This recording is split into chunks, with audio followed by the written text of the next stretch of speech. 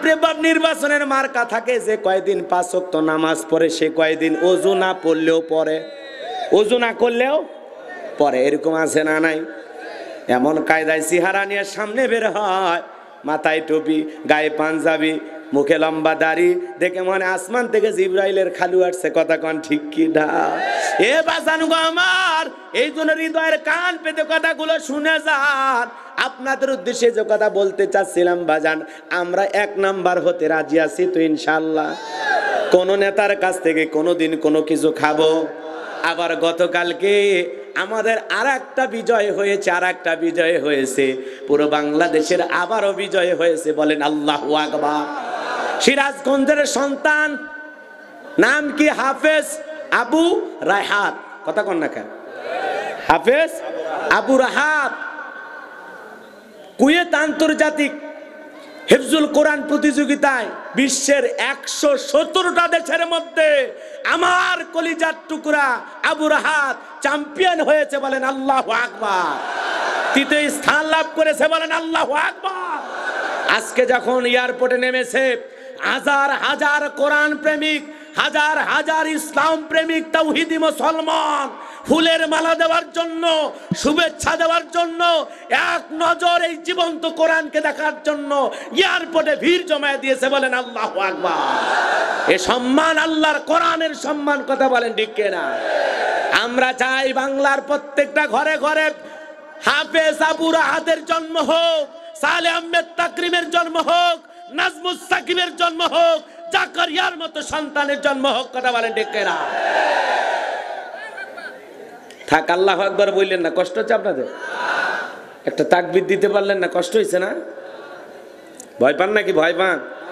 এটা কোরআনের মাহফিল। কিসের মাহফিল? এখানে আল্লাহু আকবার বললে কেউ সমালোচনা করবে? আল্লাহু আকবার কারো বাপদাদার দলীয় স্লোগান না, এটা মুসলমানের ইমানি স্লোগান। মুসলমানের যে কোনো অনুষ্ঠানে আল্লাহু আকবারের আওয়াজ হবে। কথা বলেন ঠিক কিনা? যেদিন পৃথিবীর ভূখণ্ডে প্রথম এসেছিলেন আপনার কানে আল্লাহু আকবারের তাকবীর ধ্বনি দেওয়া হয়েছে। এরপরে জীবনের প্রত্যেক দিন 5 ওয়াক্ত সালাতে আল্লাহু আকবার মসজিদের মাইকে আছে না নাই? মুয়াজ্জিম ডাকে আল্লাহু আকবার। জীবনের শেষ জানাজার নামাজে আল্লাহু আকবার। আপনার আমার জীবনের পরেতে পরেতে আল্লাহু আকবার আছে না নাই? এই জন্য ইমানদার ঘুমাইলে চলবে না। আল্লাহ বলেন রাব্বাকা ফাকাব্বির। তাকবীর হবে রবের নামে, স্লোগান হবে রবের নামে। যেই জমিন আল্লাহর শ্রেষ্ঠত্ব বারত্ব ঘোষণা করা হয়, ওই জমিনে কোনোদিন শয়তানি শক্তি, বাতিল শক্তি প্রতিষ্ঠিত হতে পারে না, পারে না, পারে না। কথা বলে ঠিক ঠিক।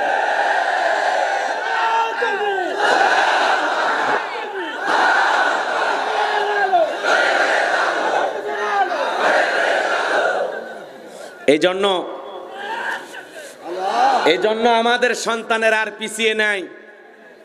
হকি খেলতে গিয়ে স্বর্ণ বিজয়, ফুটবল খেলতে যায় বিজয় লাভ করে আসে, ক্রিকেট খেলতে যায় বিজয় লাভ করে আসে। এখন আল্লাহর কোরআন তিলাওয়াত করেও বিশ্ব চ্যাম্পিয়ন হওয়ার সুযোগ আছে। কোরআন আর পিছিয়ে নাই, এভাবে এগিয়ে যাবে ইনশাআল্লাহ। সালেহ আহমেদ তাকরিমকে যেভাবে রাষ্ট্রীয়ভাবে ইসলামিক ফাউন্ডেশনের উদ্যোগে সংবর্ধনা দেওয়া হয়েছে, আমরা চাই হাফেজ আবু রাহাতকে ওইভাবে সংবর্ধনা দেওয়া হোক। কথা বলে ঠিক কিনা ভাইরা আমার? এই জন্য এইভাবে একদিন ইসলাম এগিয়ে যাবে ইনশাআল্লাহ। এইভাবে একদিন ইসলাম এগিয়ে যাবে ইনশাআল্লাহ। আমরা হাফেজদের বাবা হতে চাই, আলেমদের বাবা হতে চাই। কথা বলে ঠিক কিনা? আলেমদেরকে ভালোবাসবো, আলেমদের পাশে থাকবো, বিপদে আপদে সব সময় আমরা আলেমদের সাথে আছি তো ইনশাআল্লাহ। নাকি চলে যাবেন? কষ্ট হবে আপনাদের? তাহলে বাজান গো আমার, বলেন তো আল্লাহ রাব্বুল আলামিন কি বললেন? ইকরা বিসমি রাব্বিকাল্লাযী খলাক। পরে তোমার রবের নামে যিনি তোমাদেরকে সৃষ্টি করেছেন, সেই রবের জ্ঞান আমাদের শিক্ষা করার দরকার আছে না নাই?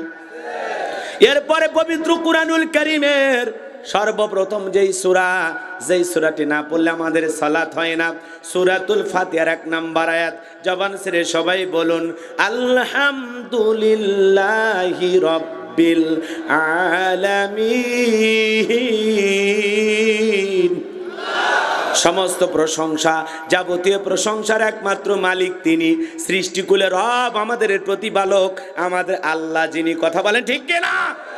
তাহলে আয়াতের ভিতরে রব শব্দ আছে না নাই? এরপরে আপনি আমি যখন রুকুতে চলে যাই কি তাসবিহ পড়ি? সুবহান রাব্বিয়াল আযীম, সুবহান রাব্বিয়াল আযীম। রব শব্দ আছে না নাই? এরপরে রুকু হতে দাঁড়ানোর সময় কি বলি?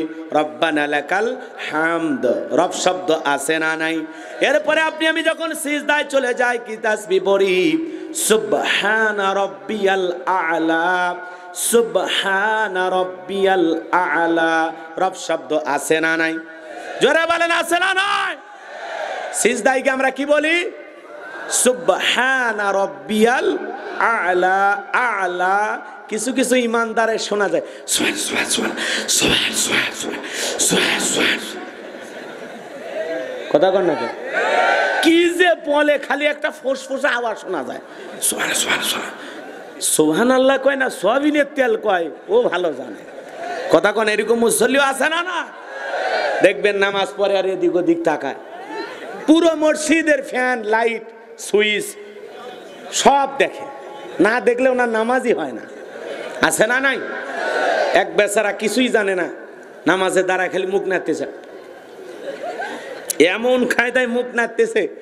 একজনে জিজ্ঞাসা করেছে, ভাই এই কায়দায় যে মুখ নাড়াইলেন, মনে হয় মাখরাজের সহিত সব হরফ উচ্চারণ করে আমার দাঁত মনে হয় ভেঙে যাবে, এরকম একটা অবস্থা। করছে ভাই আমি তো কিছুই জানি। তো এইভাবে মুখ নাড়লেন? কয় আইসে দেখি সবাই মুখ নাড়ে, ঠোঁট ঠোঁট নাড়ে, তো দেখি এই অবস্থা। তা আমি চিন্তা করলাম আমি এমন ভাবে নাড়বো যাতে আমারে কেউ না বুঝতে পারে যে আমি কিছুই পড়তেছি না।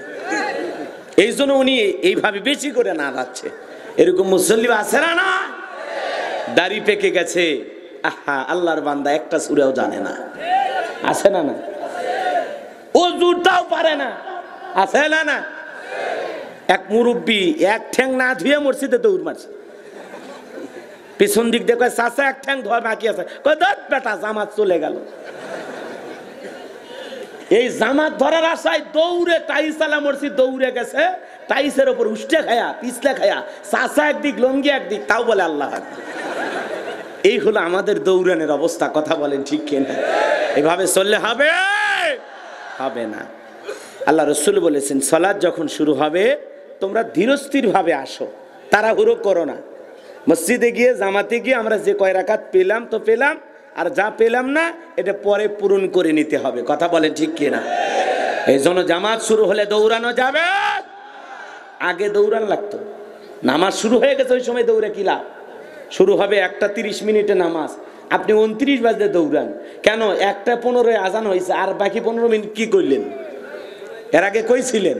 তো এই জন্য আমাদের একটু সব জায়গায় একটু মনোযোগী হওয়া লাগবে। একটু আল্লাহওয়ালা হলে দেখবেন মন আগেই মসজিদে নিয়ে যাবে আপনাকে। কথা বলেন ঠিক কিনা? আল্লাহ আমাদের বোঝার তৌফিক দান করুক। জোরে বলেন আমিন। কষ্ট হচ্ছে আপনাদের? সিজদায় গিয়ে কি তাসবিহ? সুবহান রাব্বিয়াল আ'লা। রব শব্দ আছে না নাই? এরপরে নামাজ যখন শেষ হয়ে যায় আল্লাহর কাছে যদি আমরা মুনাজাতে হাত তুলে দোয়া করি কি বলি?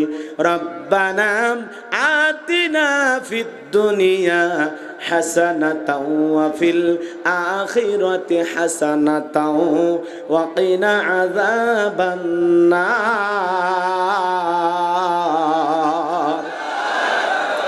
এই আয়াতের ভিতরে রব শব্দ আছে না নাই? সূরা বাকারার 201 নম্বর আয়াত। আল্লাহর কাছে ডেকে বললাম, হে আমাদের রব, আমাদেরকে দুনিয়ার কল্যাণ দান করো, আখিরাতের কল্যাণ দান করো, আর কঠিন জাহান্নামের আগুন থেকে মুক্তি দাও। তাহলে ইহকাল পরকালের কল্যাণ দেওয়ার একমাত্র মালিক কে?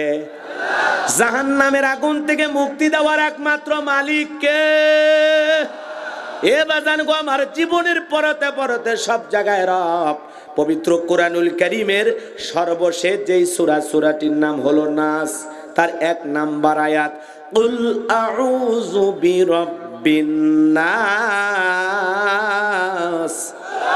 এই আয়াতের ভিতরে রব শব্দ আছে না নাই? ও কুষ্টিয়ার মুসলমান, হৃদয়ের কান পেতে কথাগুলো শুনে যান।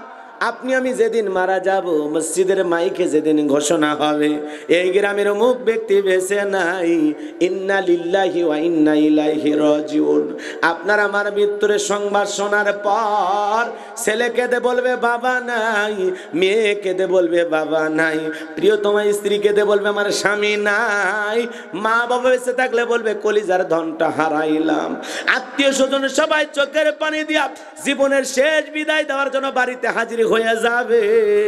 এ বাজান আপনি আমি কখন লাশ হব কেউ তো জানি না, কার কখন মৃত্যু হবে আপনার আমার কারো তো জানা নাই। কুল্লু নাফসিন যায়কাতুল মাউত, প্রত্যেক প্রাণীকে মৃত্যুর স্বাদ গ্রহণ করতে হবে। সুম্মা ইলাইনা তুরজাউন, তোমরা সবাই আমি আল্লাহর দিকে প্রত্যাবর্তন করবা, আমি আল্লাহর নিকটেই ফিরে আসবা। আপনার আমার যেদিন মরণ হয়ে যাবে বাজান, ওই দামি বাড়ি থেকে নামাইয়া, যেই বাড়িটা টাইলস দিয়ে বানাইলেন, দামি ইমারত করলেন, 5 তলা 10 তলা বিল্ডিং বানাইলেন, বলেন তো বাজান, যেই আপনি চাইনা টাইলস দিয়ে বাড়ি বানাইলেন, রাজস্থানের পাথর দিয়ে আপনি বাড়িটা বানাইলেন, আপনি আমি যেদিন মারা যাব, ওই সুন্দর টাইলসওয়ালা বিল্ডিং এর মধ্যে কি আপনার আমার গোসল করায়া দেবে? না না, ওই বিল্ডিং থেকে নামাইয়া চকির উপরে শোয়া দিয়া, মশারি টাঙাইয়া, দেখে রঙিন পোশাক খুইলা আপনাকে আমাকে উলঙ্গ করে গোসল করায়া দেবে রে বাজান। গোসল করানোর পর আতর সুরমা লাগায় দিয়া, সাদা কাপনের মতো, সাদা কাপনের ভিতরে জড়াইয়া, চকলেটের মতো মোড়াইয়া, মসজিদের খাটিয়াতে তৈলা 4 জন বরযাত্রী ধইরা, 1 কদম 2 কদম করে আপনাকে আমাকে বাসের জারে পুকুর পারে কবরস্থানে নিয়ে যাবে। ওই জায়গায় কবরে একে একে 3 জন মানুষ নামবে, আপনার আমার লাশটা ধরবে, কবরের ভিতরে লাশটা রেখে একে একে সবাই উঠে আসবে। আপনি আমি মনে করব হয়তো বেড়ার সাথে যাবে, না না, কেউ আপনার আমার সাথে যাবে না, একে একে সবাই কবর থেকে উঠে আসবে। এ বাজান গো আমার, কবর থেকে উঠে আসার পর ওই আপনাকে আমাকে যখন কবরের মধ্যে রাখা হবে, কবর থেকে শুয়ে দূর আকাশ একটু একটু দেখা যায়। আস্তে আস্তে যখন বাঁশের বিছানা বিছায়া দেবে বাজান, বাঁশের বিছানা বিছায়া দেওয়ার পর ছোট্ট ছোট্ট ছিদ্র দিয়া দূর আকাশটা একটু একটু দেখা যায়। এরপরে যখন কবরের ওপরে মাটি দিয়া দেবে, ওই মাটিগুলো জোর জোর করে আপনার আমার কাপড়ের উপরে পড়বে, ওই কবরটা হয়ে যাবে অন্ধকার। এ বাজান আত্মীয় স্বজন সবাই দোয়া করে 1 কদম 2 কদম করে চলে আসবে। ওদের পায়ের আওয়াজ শুনে আপনি আমি চিৎকার মেরে ডাকবো, একা রেখে যেও না, আমাকে সাথে নিয়ে যাও। আপনার আমার আওয়াজ দুনিয়ার কেউ শুনবে না বাজান। যেই কবরে ডানে মাটি বামের মাটি, মাটির হবে বিছানা, ওপরেতে বাঁশের ছাউনি, কবর নাম তার ঠিকানা। আমার নবীজি বলেন যে কবরে চলে গেল তার চাইতে অসহায় আর কেউ নাই। বিশ্ব নবী বলেন, কালা কালা রাসূলুল্লাহ সাল্লাল্লাহু আলাইহি সাল্লাম, ইন্নামাল কুবুর রাউযাতুম মিন রিয়াদিল জান্নাহ আও হুফরাতুম মিন হুফারিন নার, রাওয়াহু তিরমিজি। বিশ্ব নবী ডেকে বলেন, যে ব্যক্তির আমল ভালো, মৃত্যুর সঙ্গে সঙ্গে আল্লাহ রাব্বুল আলামিন তার কবরটাকে জান্নাতের বাগান বানায়া দিবেন, বলেন সুবহানাল্লাহ।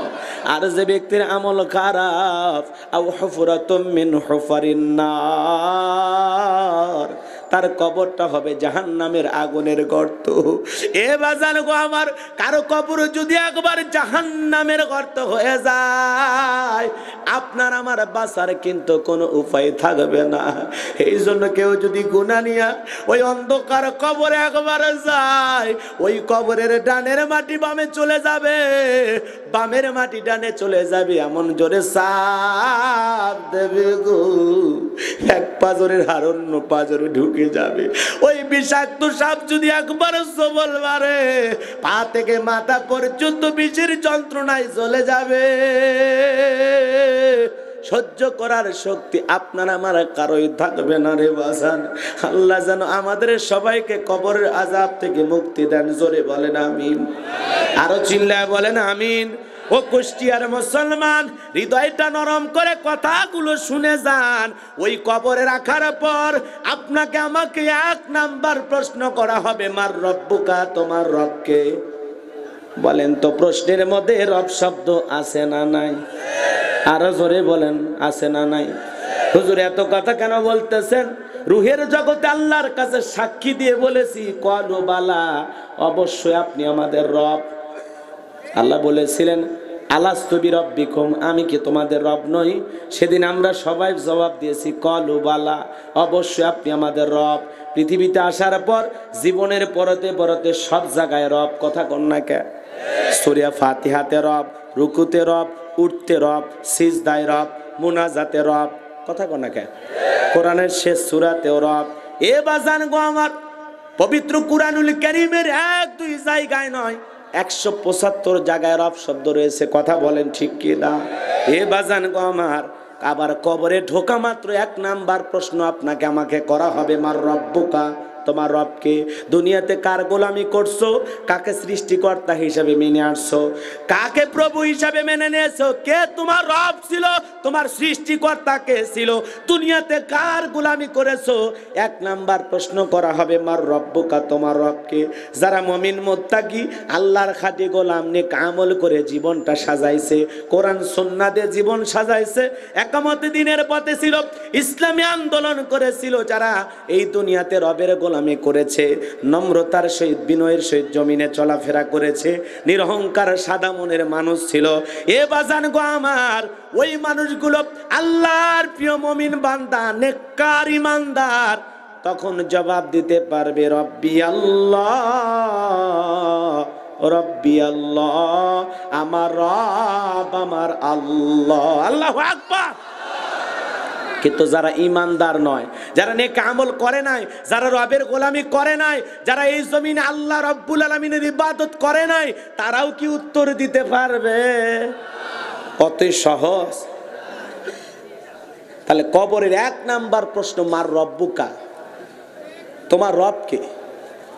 তাহলে সেই রবের গোলামি করার দরকার আছে না নাই? কেন করব? কেন করব?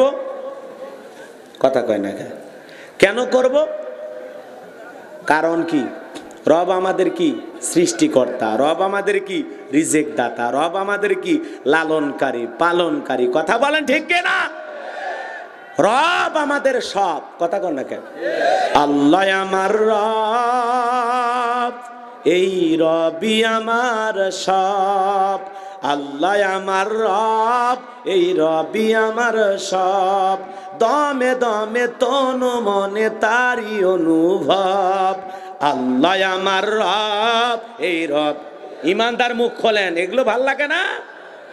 গান ভাল লাগে, রূপবানান আছে কমর দোলায়া, আল্লাহ তোরে মারবে কবরে ঝুলায়া ঝুলায়া। যুবক, ডিজে পার্টি করো, লাফালাফি করো, নাচানাচি করো, কমর দোলায়া নাচো, কবরে যা, এমন পিটান পিটাবে তোর বাটাম ফাটাবে। যা খালি ঢোক। এগুলো ভালো লাগে না। সখিনার গান ভালো লাগে, শেফালির গান ভালো লাগে, আর আল্লাহর নামে গান গাইতে মন চায় না, কপাল পোড়া। বলেন বলেন সবাই বলেন, আল্লাহ আমার রব, এই রবি আমার সব। আল্লাহ আমার রব, এই রবি আমার সব। দমে দমে তন মনে তারি অনুভব। আল্লাহ আমার রব, তোমার দুনিয়াতে আমি যেদিকে তাকাই, অথই নিয়ামতে ডুবে আসি যে সবাই। মারহাবা কোন? তোমার দুনিয়াতে আমি যেদিকে তাকাই, অথই নিয়ামতে ডুবে আসি যে সবাই। পাকফাকালির মুখে শুনি তাসবিহ কলো রব, তাসবিহ কলো রব। আল্লাহ আমার রব, এই রবি আমার সব। আল্লাহ আমার রব, এই রবি আমার সব। জোরে বলেন মারহাবা। তাহলে ইমানদারের অন্তরে কার ভয়? রবের ভয়। রবের ভয়। কার ভয়? রবকে ভয় করবে নাকি র‍্যাবকে? র‍্যাবকে ভয় করবে তারা যারা সন্ত্রাস, সাদাবাজ, গুন্ডা। কথা বলে না কেন? সমাজের সবচাইতে দুর্ধর্ষ কিলার, খুনি। কথা বলেন ঠিক কিনা? ওরা ভয় করবে। কিন্তু ইমানদার আল্লাহ ছাড়া আর কাউকে ভয় করতে পারে। ইয়া আইয়ুহাল্লাযিনা আমানুত্তাকুল্লাহ, হে ইমানদারগণ আমি আল্লাহকে ভয় করো। তাহলে ইমানদারের অন্তরে একমাত্র রবের ভয়। কার ভয়? আর জোরে বলেন কার ভয়? তাহলে আল্লাহ আমাদের সৃষ্টিকর্তা, আল্লাহ আমাদের রিজিক দাতা। হে বাজান গো আমার, রবের গোলামি কেন করব? কারণ আল্লাহ ছাড়া মুমিনের আর কেউ নাই। আছে নাকি? আপনি আমি সৃষ্টির সেরা আশরাফুল মাখলুকাত, এতে কি কোনো ভেজাল আছে? যে আল্লাহ আপনাকে আমাকে সৃষ্টির সেরা বললেন, আল্লাহ রাব্বুল আলামিন পবিত্র কোরআনুল কারীমের ভিতরে বলেন, কুনতুম খায়রা উম্মাতিন উখরিজাত লিন-নাস তা'মুরুনা বিল মা'রুফ ওয়া তানহাউনা আনিল মুনকার। আল্লাহু আকবার।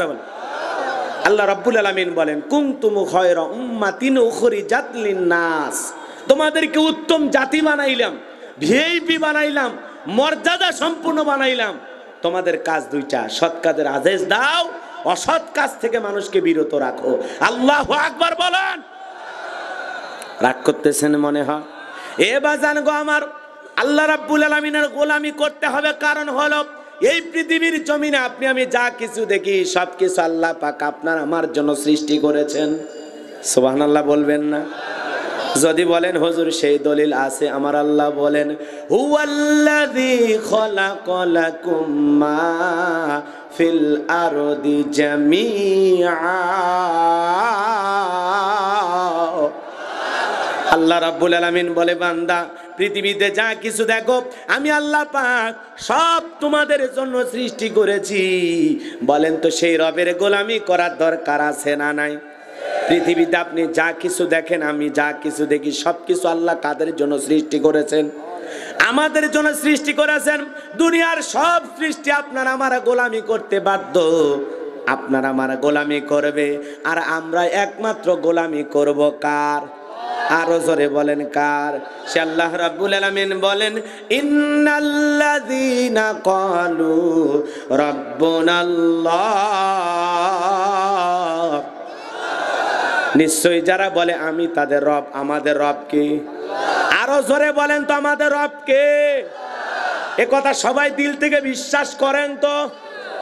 এই পৃথিবীর ভূখণ্ডে বাজান গো আমার, কিছু কিছু মানুষকে যখন আল্লাহ রাজত্ব দেয়, পাওয়ার দেয়, ক্ষমতা দেয়, ওই মানুষগুলো ক্ষমতার চেয়ারে বসার পর নিজেকে রব বলে দাবি করেছিল। এরকম জালেম পৃথিবীতে এসেছিল। একজন নাম জানেন না? কি নাম? নিজেকে রব বলে দাবি করে বলেছিল আনা রব্বুকুমুল আলা, আমি বড় খোদা, আমি বড় প্রভু। জোরে কন নাউজুবিল্লাহ। আরো জোরে বলেন নাউজুবিল্লাহ। জালেম ফিরাউন এই পৃথিবীর ভূখণ্ডে নিজেকে রব বলে দাবি করেছিল। এ বাজান গো আমার, যাকে আল্লাহ পাক জিরো থেকে কোন জায়গায় নিয়ে গেছে আমি কি একটু বলবো? কষ্ট হবে না আপনাদের? সময় আছে তো? হৃদয়ের কান পেতে কথাগুলো শোনেন। ঘটনা বলা আমার মূল উদ্দেশ্য নয়, এরপরে আমরা মূল তাফসিরে যাব। কষ্ট হবে আপনাদের? হৃদয়ের কান পেতে কথাগুলো শুনে যান। এই জালেম ফিরাউন, এর বাল্যকালের নাম ছিল কাবুস। কি নাম? জোরে বলেন কি নাম? কাবুস বলা হইতো। এরপরে কিপ্তিদের তরফ থেকে নাম ছিল রামশিস। কি না? রামশিস। আবার বলখিয়াও বলা হয়। আর মিশরের বাদশা হওয়ার পর উপাধি নাম হলো ফিরাউন। মোট নাম হলো কয়টা? 4টা। এ বাজান গো আমার, এই কাবুস নামের ফিরাউন ছিল ভবঘুরে যুবক। এলাকায় কোনো কাজকর্ম নাই, খালি ভবঘুরে যুবক, মানে কোনো কাজকর্ম ছাড়াই খালি ঘুরে ঘুরে বেড়ায়। বোঝেন নাই মনে হয়? আমাদের সমাজেও কিছু ছেলে পেলে পাওয়া যায়, আছে না? কাজ নাই, কর্ম নাই, বকাটা যুবক। ছিনতাই করে জীবন চালায়, চুরি করে জীবন চালায়। কথা বলেন না কেন? চোর চোর কি? আজকে দেখা যায় যারা সমাজের চোর, চুরি করেছে, এদেরকে পাবলিক ভাইরাল করে দেখবেন ওই চোর হয়ে যাচ্ছে এখন প্রধান অতিথি। কথা কন না কে? আমার গাইবান্ধার রত্ন পাবলিক করতেছে যত্ন। নাম সিদ্দিক, বাপের বেড়ার মতো করছে একখান কাম। ছোট্ট একটা চুরি কইরা সারা দুনিয়ার মানুষের কাছে ভাইরাল হয়া এখন ফুটবল খেলার প্রধান অতিথি সিদ্দিক। কথা কন না কে? জানেন না, শোনেন না? আমার ভুল হয়েছে, ক্ষমা করে দেন। সেই লোক এখন প্রধান অতিথি। কারে আমরা কোন জায়গায় নিয়ে যাচ্ছি? কথা কন ঠিক কি না? রাগ করতেছেন? এদেশে, আমাদের দেশে কি না হয়, কি না হয়, এমন সোনার দেশ পৃথিবী তার খুঁজে পাওয়া যাবে? সে জামানা কিয়ামতের আলামত, সময় বেশি দের নাই। যোগ্য লোক যারা, যারা যোগ্য লোক তারা থাকবে বিপদে, আর যারা অযোগ্য লোক তারা থাকবে সবার উপরে। কথা বলেন না কেন? পৃথিবী তার চাই চলতেছে।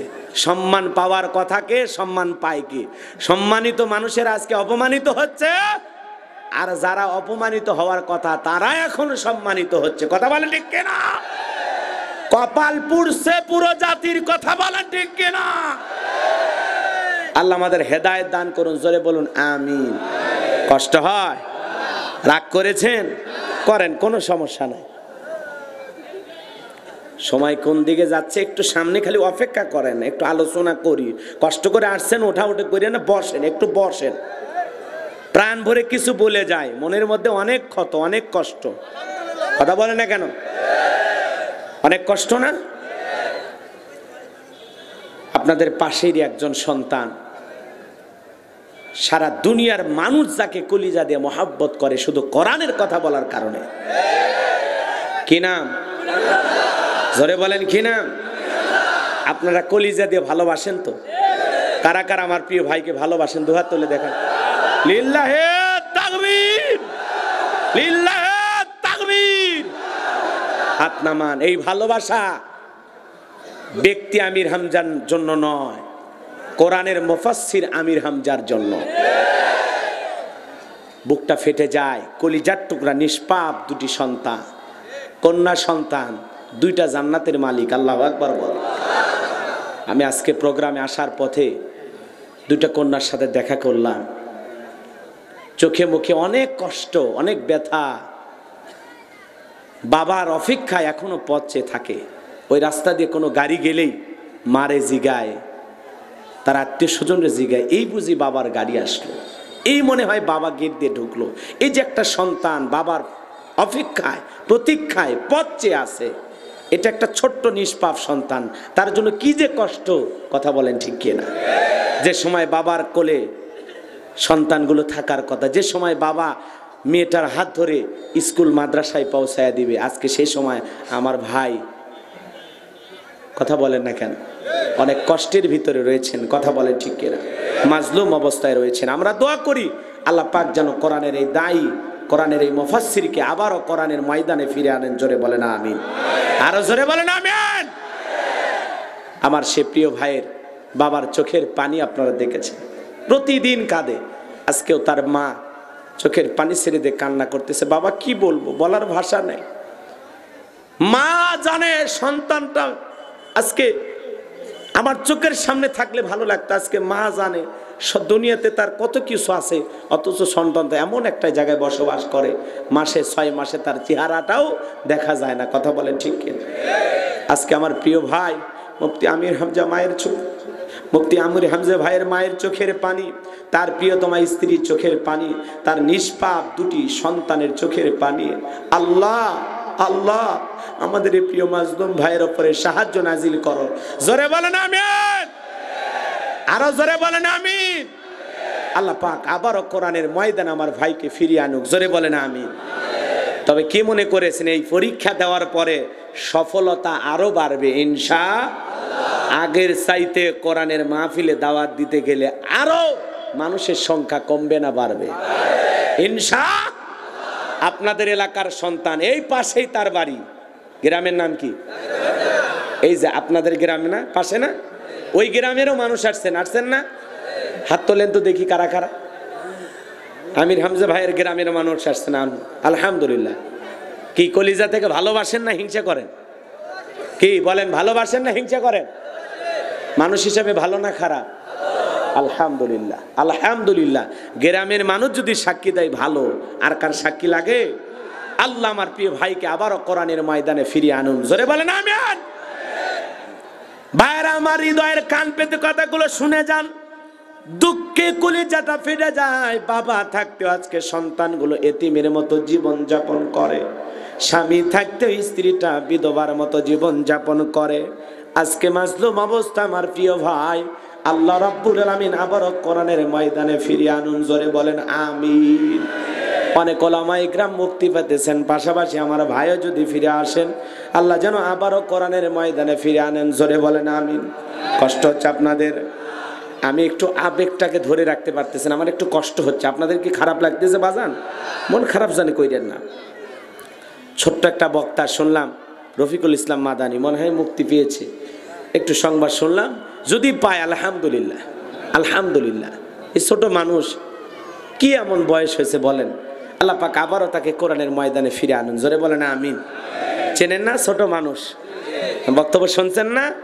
যদি মানুষ ছোট, কথার ওজন অনেক বড়।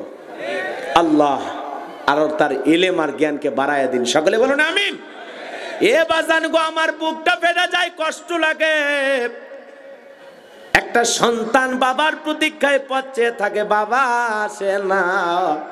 এটা সন্তানের জন্য কত কষ্ট, সন্তান নিজেই বোঝে, কথা বলে ঠিক কিনা? ও প্রিয় ভাই আমির হামজা, তোমার টেনশন নাই। কোরআনের জন্য আজকে তুমি ইসলামের জন্য পরীক্ষা দিতেছ, তোমার কোনো টেনশন নাই। জাতির মানুষ তোমাকে কলিজা দিয়ে এখনো ভালোবাসে, সারা জীবন ভালোবাসবে, কথা বলেন ঠিক কিনা? কত মানুষ তাহাজ্জুদ পড়ে দোয়া করে। আজকেও কত মানুষ আমার কাছে ফোন দিয়ে বলল, হুজুর এই বছর কি ভাইকে আমরা ময়দানে পাবো না?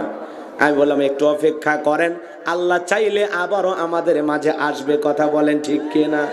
সেই দিন বেশি দূরে নয়, যেদিন পুরো পৃথিবী আল্লাহর কোরআন দিয়া শাসন করা হবে, কথা বলেন ঠিক কিনা? বিজয় আসবে ইনশাআল্লাহ।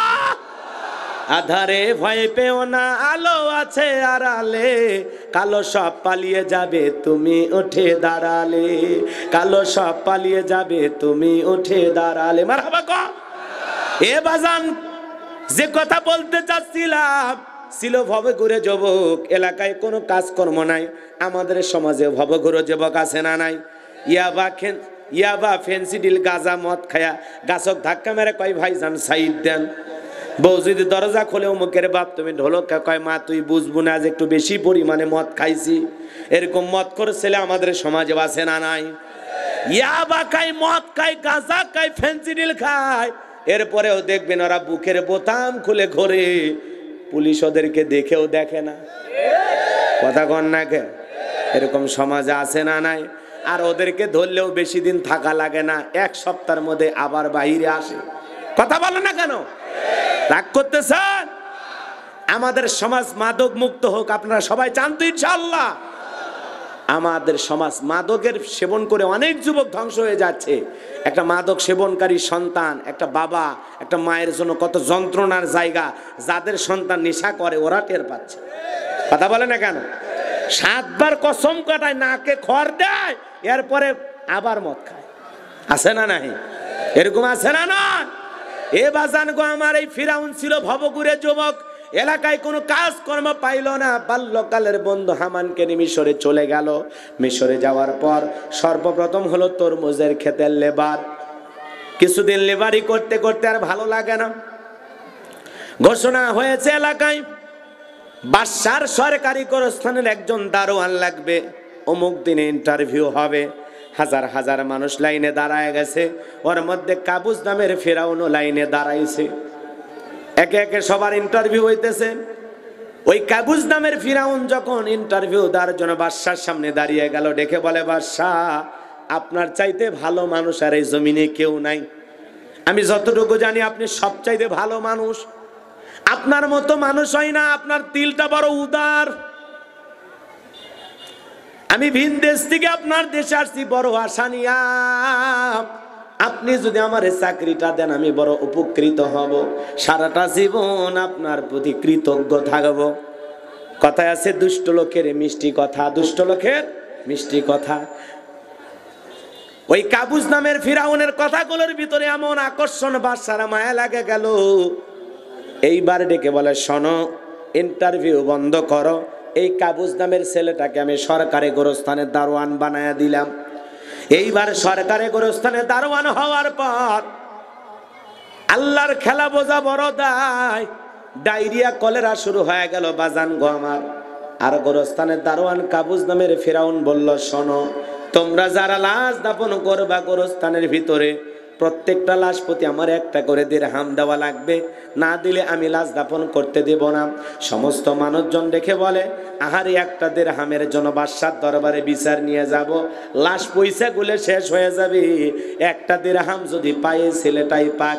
এই কথা চিন্তা ভাবনা করে মানুষ একটা করে দিরহাম দেওয়া শুরু করলো। বাজান, একটা করে দিরহাম পাইতে পাইতে ডায়রিয়া কলেরায় মানুষ মরে কম না বেশি?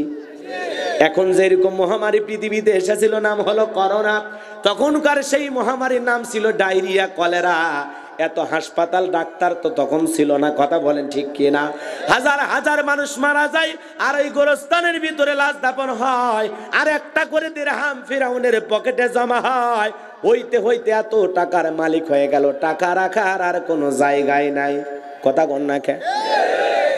এলে কিসের টাকা বলেন? এগুলো কিসের টাকা?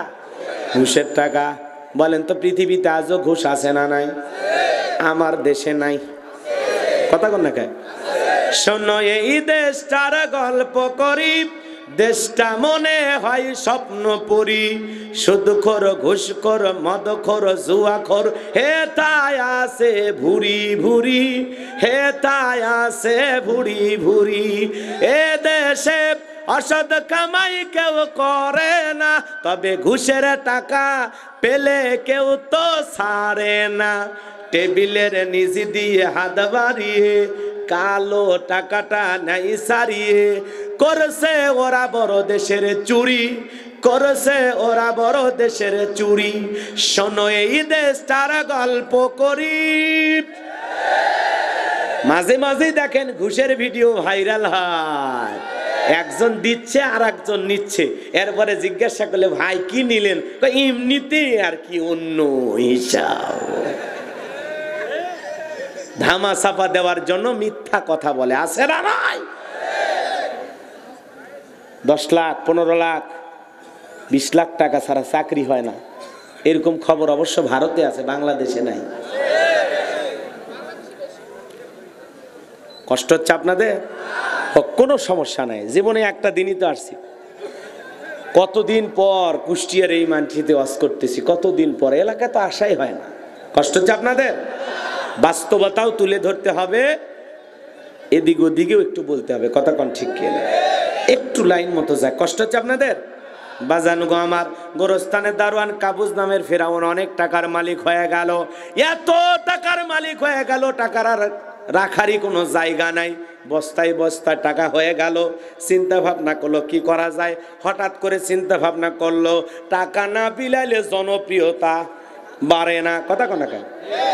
টাকা না বিলাইলে জনপ্রিয়তা বাড়ে বাড়ে বাড়ে বাড়ে না। চিন্তা ভাবনা করে ঠান্ডা মাথায়, দুষ্ট লোকের বুদ্ধি কিন্তু বেশি হয়। কথা কন না? দুষ্ট লোকের কি হয়? বুদ্ধি অনেক বেশি হয়।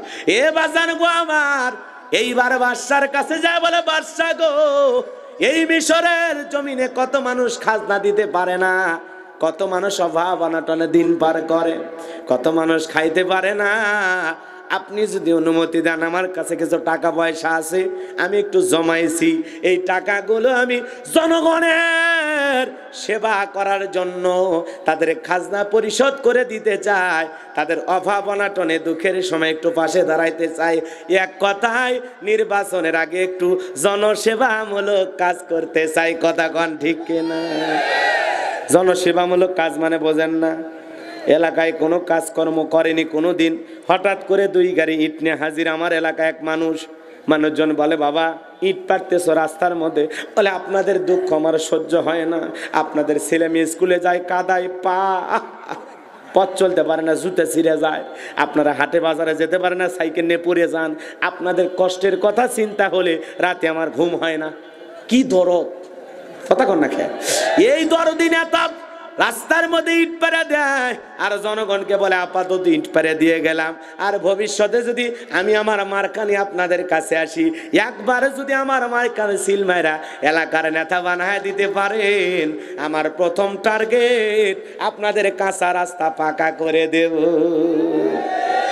কথা কন না কে? নির্বাচনের মার্কা থাকে যে কয়দিন, নেতার আনাগোনা সে কয়দিন। কথা বলে না কেন? বোঝেন না? বোঝেন না? যারে দেখা হয় তারে সালাম দেয়, আসসালামু আলাইকুম চাচা, আসসালামু আলাইকুম চাচিকে আমার সালাম দিবেন, চাচি ডায়াবেটিস কমেছে না বেড়েছে, এমন কায়দায় খবর নাই, মনে রক্তের আত্মীয়। এরকম আছে না নাই?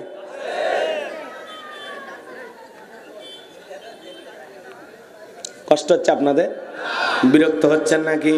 এ বাজানো গো আমার, হৃদয়ের কান পেতে কথাগুলো শুনে যান। যে কথা আপনাদের উদ্দেশ্যে বলতে চাচ্ছিলাম, হৃদয়ের কান পেতে কথাগুলো শুনে যাবেন। লম্বা হবে, আমি লম্বা করব না। আমরাও জনগণ কম না।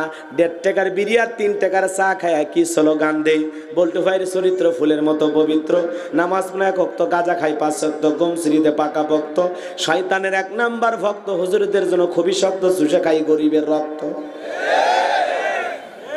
তার পেছনে স্লোগান দিয়ে বিস্কুট আর চা জীবনে মনে হয় খায় নাই। 1 প্যাকেট বিড়ির জন্য ইমান বিক্রি করে। কথা কন না কেন? হাফ কেজি জিলাপি দিয়ে কেনা যায়, আমরা সেই মানুষ। আর টাকা দিলে তো কথাই নাই। একজন টাকা দিয়ে বলতেছে, টাকা দিলাম, ভোট দাও না, আমার টাকা ফেরত দাও। কথা কন না কেন? তো কথা তো ঠিকই, বেটা টাকাও নিবা আমারে দিবেও না, তা তো হয় না। এই জন্য মনে রাখবেন, আমরা কিন্তু আসলেই একটু ডিস্টার্ব হয়ে গেছি। কথা কন না কেন? জনগণ ভালো হওয়া লাগে। কোন নেতা যদি নির্বাচন করে, চেয়ারম্যানের ইলেকশন করে, ওনারে যদি নির্বাচন করতে গিয়ে 20 লাখ, 30 লাখ, 50 লক্ষ টাকা খরচ করা লাগে, নির্বাচিত হওয়ার পরে ওই টাকা আগে তোলার দরকার নাই? তো এই টাকা খরচ করছে কার পিছনে? আপনার আমার পিছনে। আপনি আমি খাইছি। ভাই আমার বাড়িতে 8 জন 8,000 দিয়ে যান, আমরা তাহলে কয় নাম্বার ঘুষখোর? কথা কন না কেন? যতদিন পর্যন্ত আপনি আমি ভালো না হতে পারবো, ততদিন নিজের কপালও ভালো হবে না, ভাগ্যও ভালো হবে না, কোনো কিছুই ভালো হবে না। কথা বলে ঠিক কিনা? আপনি আমি যেদিন ভেজাল মুক্ত হব, সেদিন আমরা ভেজাল মুক্ত নেতা পাবো। কথা বলে ঠিক কিনা? এই জন্য দোষ জনগণের। যতদিন পর্যন্ত এই জনগণ ভালো না হবে, ততদিন আমাদের ভাগ্যে আল্লাহওয়ালা নেতা জুটবে না। কথা বলে ঠিক কিনা? এই জন্য আমাদের ভালো হওয়ার দরকার আছে না? না, কোন মেম্বারের কাছ থেকে, কোন চেয়ারম্যানের কাছে পান খাবেন না, বিড়ি খাবেন না, চা খাবেন না, মনে থাকবে তো ইনশাআল্লাহ। সৎ নিয়তে ভালো মানুষ, যোগ্য ব্যক্তি দেখে আপনি আপনার মতামত প্রকাশ করবেন। এরকম নিয়ত কার কাছে? জীবনে কোনোদিন কোন নেতার কাছে টাকা খাবেন না। হাত তোলেন তো দেখি। আল্লাহ কবুল করুক। জোরে বলেন আমিন। একটু কলিজাটা বড় খান। ওই ভোটের 500 টাকা না খাইলে আপনার দিন যাবে না। 500 টাকা দিয়ে আপনার 5 বছরের আমানত আপনি বিক্রি করে দিচ্ছেন, আপনি কি কম খারাপ? কথা কন না কে? 500 টাকা দিয়ে আপনার কিনা যায়, আপনি এত সস্তা, আপনার দামই নাই। 500 টাকা দিয়ে আপনার কেনা যায়, 1000 টাকার নোটের কাছে আপনি বিক্রি হন, আপনি এত ছোট। কথা কন না কে? আপনার দামই নাই। তো বিয়ে করার আগে যৌতুক নেওয়ার সময় কোন 1 লাখ 2 লাখ ছাড়া হবে না। বাপ রে বাপ, ওটি দাম বাড়ে কেমনে? কথা কন, ওই জায়গায় বিক্রি হন না আপনি আমি? যৌতুক নেওয়ার সময় কয় না না 1.5 লাখ 2 লাখ 3 লাখ না দিলে ছেলের বিয়েই দেবো না। তো ওই জায়গায় দাম বাড়ে। আবার ভোটের সময় 500 টাকা দিয়ে বিক্রি হন, কি ব্যাপার? ওই জায়গায় 2-3 লাখ টাকা চান তো ডাইরেক্ট গুলি মারবে। কথা কন না খেয়া? বাপ রে বাপ, কি শুরু করছি আমরা! আল্লাহ আমাদের হেদায়েত দান করুক। জোরে বলেন আমিন। কোন নেতার কাছ থেকে কোনো পরিমাণ 10-5 টাকাও ঘুষ খাবেন না, মনে থাকবে ইনশাআল্লাহ। একটু উদার হন, সবাইকে ভালোবেসে কাছে ডাকেন, একটু ভালোবাসা দিতে শেখেন। আপনি যতক্ষণ আপনার ভালো মন মানসিকতা তৈরি করতে না পারবেন, ততদিন আপনি ভালো কিছু পাবেন না। আগে নিজে ভালো হন। কথা বলেন না কেন? আগে আমাদেরকে ভালো হতে হবে। কথা বলে ঠিক কিনা? আমাদের পরিবর্তন হতে হবে। আমরা পরিবর্তন হলে আমরা পুরো জাতিকেও পরিবর্তন করতে পারবো ইনশাআল্লাহ। তাহলে 1 নাম্বার জনগণ হতে রাজি আছেন তো ইনশাআল্লাহ? কয় নাম্বার হবেন? 1 নাম্বার। হুজুর আমাকে কেউ কিনতে পারবে না। কথা কন না কে? এটা তো মুমিনের কথা যে আমি দুনিয়ার কোনো অর্থের বিনিময়ে বিক্রি হব। মনে থাকবে তো ইনশাআল্লাহ?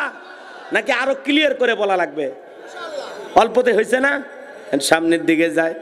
এ বাজান গো আমার, ওদের কথা বলতে গেলে অনেক লম্বা হয়ে যায়। কষ্ট পাচ্ছেন নাকি আপনারা?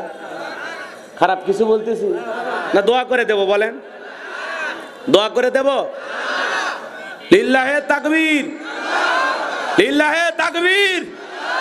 তাহলে মার্কা থাকে যে কয়দিন, ওদের আনা গোনাও সে কয়দিন। যাকে দেখে তারে সালাম দেয়। এক নেতা খেজুর গাছকে পর্যন্ত সালাম দিয়েছে। নেতার কর্মী থাকে না, কয় নেতাই তো মানুষ নাই, খেজুর গাছ। নেতা বলে আমি মনে করছি এটা ভোটার। আছে না নাই? বাপরে বাপ, নির্বাচনের মার্কা থাকে যে কয়দিন 5 ওয়াক্ত নামাজ পড়ে, সে কয়দিন অজু না পড়লেও পড়ে, অজু না করলেও পরে, এরকম আছে না নাই? এমন কায়দায় চেহারা নিয়ে সামনে বের হয়, মাথায় টুপি, গায়ে পাঞ্জাবি, মুখে লম্বা দাড়ি, দেখে মনে আসমান থেকে জিব্রাইলের খালু আসছে। কথা কন ঠিক কি না? এ বাজান গো আমার, এই জন্য হৃদয়ের কান পেতে কথাগুলো শুনে যান। আপনাদের উদ্দেশ্যে যে কথা বলতে চাচ্ছিলাম বাজান, আমরা 1 নাম্বার হতে রাজি আছি তো ইনশাআল্লাহ? কোন নেতার কাছ থেকে কোনোদিন কোনো কিছু খাবো মনে থাকবে তো ইনশাআল্লাহ? এ বাজান সামনের দিকে যায়। এইবার জনগণ চলে আসলো, হাজার হাজার জনগণের খাজনা পরিশোধ করে দেওয়া হলো, হাজার হাজার গরিব মানুষকে সহযোগিতা করা হলো। ওই সমস্ত মানুষগুলো যায় আর বলে, আহারে আমাদের রাজ্যের বাদশা যদি এই ব্যক্তি না হয়া গোরস্থানের ছেলেটা হইতো, না জানি আমাদের কপাল খুলে যেত। আল্লাহর খেলা বোঝা বড় দায়। ওই দেশের যিনি মন্ত্রী ছিল মারা গেল, নির্বাচন শুরু হয়ে গেল। আগে তো জনগণের মন কাইরা নিয়েছে, এক চান্সে মিশরের মন্ত্রী হয়ে গেল কাবুজ নামের ফেরাউন। কি হয়ে গেল? মিশরের মন্ত্রী হয়ে গেল। এরপরে বার্ধক্যজনিত কারণে অল্প সময়ের ব্যবধানে ওই দেশের বাদশা মারা গেল। এইবার কাবুজ নামের ফেরাউন ডেকে বলে, শোনো, বাদশা মারা গেছে, বাদশা ছাড়া দেশ চলবে না, তোমরাই বলো মিশরের বাদশা হবে কে? সমস্ত জনগণ ডেকে বলে, আপনার চাইতে ভালো মানুষ আর কেউ হতে পারে না। নেতারাও ডেকে বলে, আপনার চাইতে ভালো মানুষ আর কেউ হতে পারে না। জনগণ আর নেতাদের সমর্থন পাইয়া ওই কাবুজ নামের ফেরাউন হয়ে গেল মিশরের বাদশা। কথা বলেন ঠিক কিনা? মিশরের বাদশা হওয়ার পর নেতা ক্ষমতা পাইছে ঠিকই, রাতের বেলা ঘুমাইতে পারে না, ঘুম থেকে লাফায় লাফায় ওঠে, আজে বাজে স্বপ্ন দেখে। তার দরবারে জ্যোতিষী ছিল 400 জ্যোতিষীর লিডারের নাম হলো ধবিরা, বয়স হলো 320 বছর। ধবিরাকে ডেকে বলে, ধবিরা আমার ভাগ্য গবেষণা করে দেখ, রাতের বেলায় কেন জানি ঘুমাইতে পারি না, আজে বাজে স্বপ্ন দেখে লাফায় উঠি। ধবিরা বলে, নেতা টেনশন নেবেন না, বিষয়টা আমি ঠান্ডা মাথায় চিন্তা ভাবনা করে দেখতেছি। এইবার ধবিরা গবেষণা করে বলে, নেতা যদিও আপনি ছিলেন তরমুজের ক্ষেতের লেবার, সেখান থেকে গোরস্থানের দারোয়ান, এরপরে মিশরের মন্ত্রী, বর্তমান রানিং বাদশাহ, যদিও আপনি আঙ্গুল ফুলা কলার গাছ, কিন্তু আপনার ভবিষ্যৎ জীবন বড় অন্ধকার। আগামী 3 মাসের মধ্যে বনি ইসরাইল সম্প্রদায়ের মধ্যে মুসা নামের একটা ছেলে জন্মগ্রহণ করবে। ওই মুসার কারণে আপনার রাজত্ব ক্ষমতা থাকবে না, এমনকি নেতা আপনার জীবন যাওয়ার সম্ভাবনাও দেখা যায়। এই কথা শোনার পর বলেন তো, ফিরাউনের মাথা ঠান্ডা না গরম? খালি গরম। মানে এত কাঠ করে পুরাইয়া ছিলাম কই, আসলাম কই, না জানি ভবিষ্যতে আরো কত কিছু হয়। আর মুসা নামের একটা ছেলে জন্মগ্রহণ করবে, ওর কারণে রাজত্ব জীবন কোনোটাই থাকবে না, এটা তো আমি নেতা মেনে নিতে পারি না। আর যদি বলতো মুসা আসবে, খানকা বানাবে, বৈশা বৈশা জিকিরি করবে আর তসবি ঠেলবে, বলেন তো ফিরাউনের মাথা কি গরম হইতো? জোরে বলেন, গরম হইতো? আজও পৃথিবীর দিকে তাকায় দেখেন, যারা খানকাই বসে হু হু করতেছে, কথা কোন, যারা দরবার নিয়ে বসে আছে আর জিকির করতেছে আর গান গাইতেছে আর লাফাইতেছে, পানির ভিতর জ্বললে বাতি ঝড় বাতাসেও নেবে না, অমুক বাবার মুরিদ হইলে নামাজ রোজা লাগে না। আছে না? না বলেন তো, ওদেরকে কেউ টার্গেট করে? কেউ টার্গেট করে না। ওরা ডুগি তবলা বাজাচ্ছে, ওরা নাচানাচি করতেছে, ওরা গাঁজা টানতেছে, ওরা যা খুশি তাই করতেছে। হাই রে পীর, বাবার ভোমা ভোমা মোষ দেখলে মনে হয় বিয়ের 11 গোস। বাবা পিনতে থাকে জট, বাবার মাথার চুলে জট, বাবার হাতে গাঞ্জার পট, সালা পিনতে থাকে, তবিল তাকে তা সব দেখা যায়। কথা কন না কে? গাঁজা টাইনা মুখদারি লাল বানাইছে। কথা কন? হাজার পীর তাক করতেছেন, কিন্তু একজন শাহজালালের বড় অভাব। কথা বলেন না কেন? একজন শাহ সুলতানের অভাব, একজন আব্দুল কাদের জিলানীর অভাব। পীর আছে কিন্তু বাইজিদ বোস্তামির মতো নাই। কথা বলেন ঠিক কিনা? শাহজালালের মতো নাই, শাহপরানের মতো নাই, শাহ মাকদুমের মতো নাই, যারা এসে জমিনে ইসলামের প্রচার প্রসার করেছে, কালেমার দাওয়াত দিয়ে মানুষকে মুসলমান বানাইছে। কথা বলেন ঠিক কিনা? রাগ করেছেন আপনারা? শুনে খুশি হবেন, আগামী কালকে আল্লামা ইলিয়াসুর রহমান জিহাদি ভাইয়ের হাতে একজন হিন্দু ভাই মুসলমান হবেন। আলহামদুলিল্লাহ, ভালো, আলহামদুলিল্লাহ, ভালো বলেন। এই যে কুষ্টিয়া ইউনিভার্সিটির একজন বোন, সে ধর্ম ত্যাগ করে মুসলমান হয়েছেন, বলেন আল্লাহু আকবার। আমরা চাই এভাবেই মানুষ দ্বীনের পথে আসবে, আল্লাহর পাঠানো সত্য ধর্ম বুঝবে, কথা বলেন ঠিক কিনা? হুয়াল্লাযী আরসালা রাসূলাহু বিল হুদা ওয়া দীনিল হাক্কি লিইযহিরাহু আলাদ-দীনি কুল্লিহি ওয়ালাউ কারিহাল মুশরিকুন। সত্য ধর্ম সহ সত্য বিধান সহ বিশ্বনবীকে জমিনে প্রেরণ করেছেন কে? সে ধর্ম সকল ধর্মের উপরে একদিন বিজয় লাভ করবে, আর এই বিজয় দেখে মুশরিকদের জ্বালা যন্ত্রণা হয়, কথা বলে ঠিক কিনা? একদিন দলে দলে মানুষ ইসলামের পথে আসবে ইনশাআল্লাহ। কষ্ট হচ্ছে আপনাদের? কষ্ট হচ্ছে? ফিরাউনের মাথা খারাপ হয়ে গেছে, মুসার বেটা মেনে নেওয়া যায় না। হামানকে ডেকে বলে, টাকো হামান এই দিকে আয়।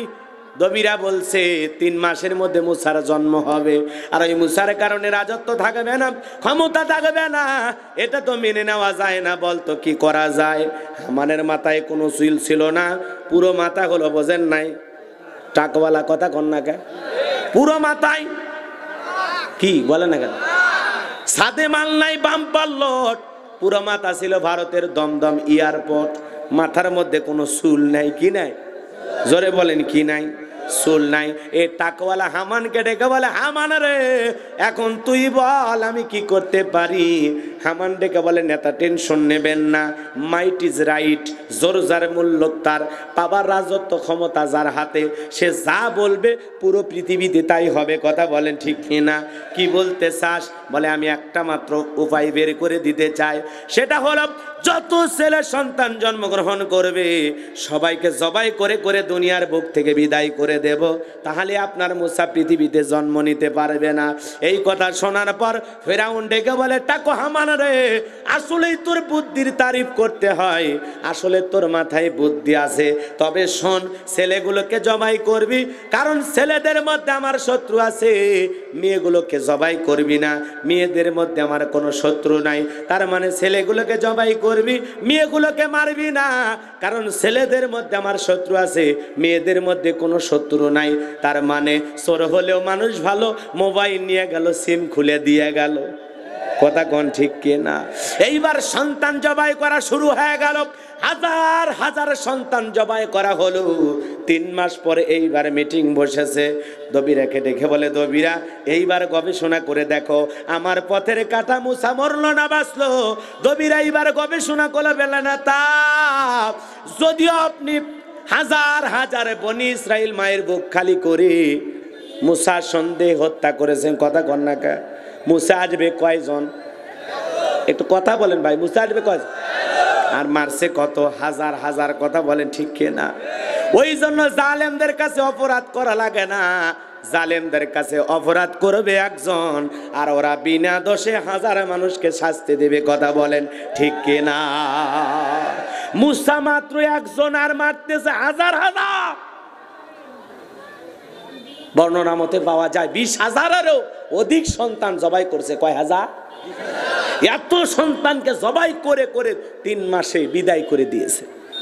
এইবার দবিরা গবেষণা করে বলে, নেতা যদিও বনি ইসরাইল মায়ের বুক খালি কইরা হাজার হাজার সন্তানকে জবাই করে দুনিয়ার বুক থেকে বিদায় করে দিয়েছেন, কিন্তু আপনার পথের কাটা মুসা এখনো মরে নাই, মরে নাই, মায়ের কোলে জীবিত আছে, সুস্থ আছে, কিন্তু কোথায় আছে এইটা বলার ক্ষমতা আমার নাই, বলেন আল্লাহু আকবার।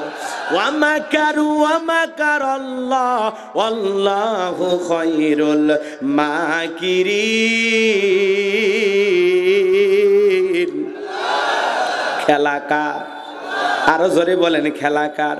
ফিরাউনের মাথা গরম হয়ে গেল, এত মারা মারলাম তাও মুসারে মারতে পারলাম না। এইবার সেনাবাহিনীর উপর রাগ করে বলে, কি ব্যাপার, মাসে মাসে বেতন দেই কি আমনে, যাও পুরো এলাকায় সার্চ করো, অভিযান চালাও, প্রত্যেকটা ঘরে তল্লাশি চালাও, যেভাবেই পাও মুসারে জবাই কর, আমার মাথা থেকে টেনশন দূর কর, যাও সবাই যাও। রাগ করে সমস্ত প্রশাসনের লোককে তাড়াইয়া দিল। এইবার নেতার ধমক খাইয়া তারা বাড়ি বাড়ি তল্লাশি চালানো শুরু করলো। একদল মুসা নবীর বাড়ির দিকে রওনা করেছে। মুসা নবীর বড় বোন নাম তার মারিয়ম, ডেকে বলে, মা ওই যে ফিরাউনের সেনাবাহিনী দেখা যায় মা, আর বুঝি ভাইকে লুকিয়ে রাখা যাবে না মা। এই কথা যখন বললেন মুসা নবীর মা টেনশনে পড়ে গেলেন, সন্তানকে কই লুকিয়ে রাখবেন। কোলে নিয়ে এদিক সেদিক দৌড়ান। কে যেন ডেকে বলে, মুসার মা তোমার সন্তানকে চুলার ভিতরে ছেড়ে দাও, কথা দিলাম গো আবার তোমার ছেলেকে তোমার কোলে ফেরাইয়া দেব। সুবহানাল্লাহ বলবেন না?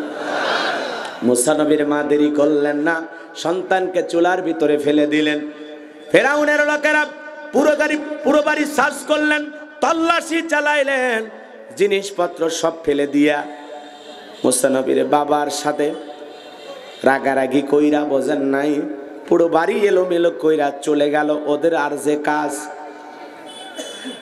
এইবার ধমক দিয়ে তারা যখন চলে গেল, মুসা নবীর বাবা এইবার মুসা নবীর মাকে ডেকে বলে, বিবি রে ওই জালেমদের ভয় সন্তানকে চুলার ভিতরে ছেড়ে দিলি। আমার মন ডেকে বলে, মুসার মা হয়তো আমার মুসা পড়ে কয়লা হয়ে গেছে, ওরা যদি জবাই করতো ছেলের লাশটা বুকে জড়ায় হলেও কাঁদতে পারতাম। এই কথা বলে মুসা নবীর বাবা কান্দে, স্বামীর চোখে পানি দেখে মুসা নবীর মাও কান্দে। বলেন তো বাজান, সন্তানের জন্য মা বাবার দয়া মায়া আছে না নাই? কম না বেশি? আরো জোরে বলেন, কম না বেশি? আল্লাহ বলেন, কদর রাব্বুকা আল্লা তা'বুদু ইল্লা ইয়্যাহু ওয়া বিল ওয়ালিদাইনি ইহসানা। আল্লাহু আকবার। আল্লাহ রাব্বুল আলামিন বলেন, আমার ইবাদত করো, আমার ইবাদতের সাথে কাউকে শরীক করো না। আমার ইবাদতের পরে তোমাদের দায়িত্ব হলো মাতা পিতার খেদমত করা, তাদের সাথে উত্তম আচরণ করা, ভালো ব্যবহার করা। তাহলে পিতা মাতার খেদমত করতে হবে, এই ওয়ার্ডার কার? আরো জোরে বলেন কার? ও কুষ্টিয়ার মুসলমানেরা, পিতা মাতার খেদমত করতে হবে, কারণ হলো আপনার আমার মা আপনার আমার জন্য কষ্ট করেছেন, কম না বেশি? আরো জোরে বলেন, কম না বেশি? আল্লাহ বলেন, হামালাতুহু উম্মুহু ওয়াহানান আলা ওয়াহানি ওয়া ফিসালুহু ফি আমাইনি আনিশকুরলি ওয়া লিওয়ালিদাই। তোমার মা কষ্টের পর কষ্ট সহ্য করে তোমাকে গর্ভধারণ করেছে, দীর্ঘ 2টি বছর তোমাকে দুধ পান করাইছে। সুতরাং তোমার মায়ের প্রতি সদাচরণ করো, বাবার প্রতি সদাচরণ করো, পিতা মাতার সাথে ভালো আচরণ করার নির্দেশ দিয়েছেন কে? এই জন্য মা বাবারে কষ্ট দেওয়া যাবে না। পিতা মাতা সন্তানকে নিঃস্বার্থ ভালোবাসে, কথা বলেন ঠিক কে দেয়া? দুনিয়ার সব মানুষ ভালোবাসে স্বার্থের কারণে, একমাত্র মা বাবা নিঃস্বার্থভাবে সন্তানকে ভালোবাসে, কথা বলেন ঠিক কি না? মা বাবার ভালোবাসার মধ্যে কোনো ভেজাল, সেই মার মনে বাবার মনে কষ্ট দেওয়া যাবে না। আল্লাহ রাসূল বলেছেন, হুমা জান্নাতুকা ওয়া নারুকা, তোমার পিতা মাতায় তোমার বেহেশত, তোমার পিতা মাতায় তোমার দোজখ। সেই মা বাবার মনে কোনোদিন কষ্ট দেওয়া যাবে না।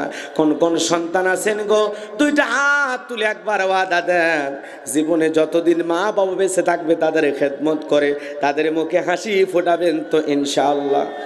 আল্লাহ কবুল করেন, জোরে বলেন আমিন। মারে কষ্ট দেওয়া যাবে না, বাবারে কষ্ট দেওয়া যাবে না। আহা, মা বাবা কি নিয়ামত, যাদের চেহারার দিকে মহাব্বতের নজরে তাকাইলে আল্লাহ আমল নামায় কবুল হজের সব লিখে দেয়। বলুন সুবহানাল্লাহ, সুবহানাল্লাহ। মুসা নবীর মা এইবার চুলার কাছে চলে গেলেন। চুলার কাছে যাওয়ার পর তাকা দেখেন মুসা নবী চুলার ভিতরে পড়ে মুস্কি মুস্কি হাসেন। বলুন সুবহানাল্লাহ। সন্তানকে কোলের ভিতরে উঠায় নিলেন। সন্তানকে যখন কোলের ভিতরে নিয়ে আদর করতেছেন, কে যেন ইলহামের মাধ্যমে আওয়াজ দেয়, বলে মুসার মা আর কতদিন জালেমের ভয়ে সন্তানকে এইভাবে লুকিয়ে রাখবা? একটা সিন্দুক বানাইয়া দরিয়ার ভিতরে ভাসা দাও, কথা দিলাম গো তোমার সন্তানকে আবার তোমার কোলে ফেরাইয়া দিব। বলেন সুবহানাল্লাহ। মুসা নবীর মা টেনশনে পড়ে গেলেন, সিন্দুক পাবেন কোথায়? সকালবেলা কে যেন ডেকে বলে মিস্ত্রি লাগবে মা, ও মা মিস্ত্রি লাগবে। মুসা নবীর মা চিন্তা করে বলে জীবনে কোনোদিন এইভাবে মিস্ত্রি লাগবে বলে কেউ তো ডাক দেই নাই, কে এই মিস্ত্রি একটু দেখে বলি তো। এইবার দেখে বলে মিস্ত্রি এইদিকে আসো, তুমি কি সব বানাইতে পারো? মিস্ত্রি ডেকে বলে মা আপনি যদি মনে করেন এমন একটা সিন্ধুক আপনার দরকার, যে সিন্ধুকের ভিতরে আপনার সন্তানকে তুলে দরিয়ার ভিতরে ভাসায় দিবেন, আপনি চাইলে আমি মিস্ত্রি এমন সিন্ধুক বানায় দিতে পারি। বলেন আল্লাহু আকবার। মুসা নবীর মা ডেকে বলে মিস্ত্রি তুমি তো একেবারে আমার মনের কথা বলেছো, এইরকম একটা সিন্ধুকই তো আমি খুঁজতেছি। এইবার মিস্ত্রি ডেকে বলে মা বাড়ির ভিতর থেকে একটু পানি নিয়ে আসেন, কিছু যন্ত্রপাতি আছে এগুলো ধার দেওয়ার প্রয়োজন হতে পারে, আবার না হলেও চলবে, আপনি একটু পানি নিয়ে আসেন। মুসা নবীর মা বাড়ির ভিতর থেকে পানি নিয়ে এসে দেখে মিস্ত্রি সুন্দর একটা সিন্ধুক বানায়া দাঁড়িয়ে আছে। বলেন আল্লাহু আকবার।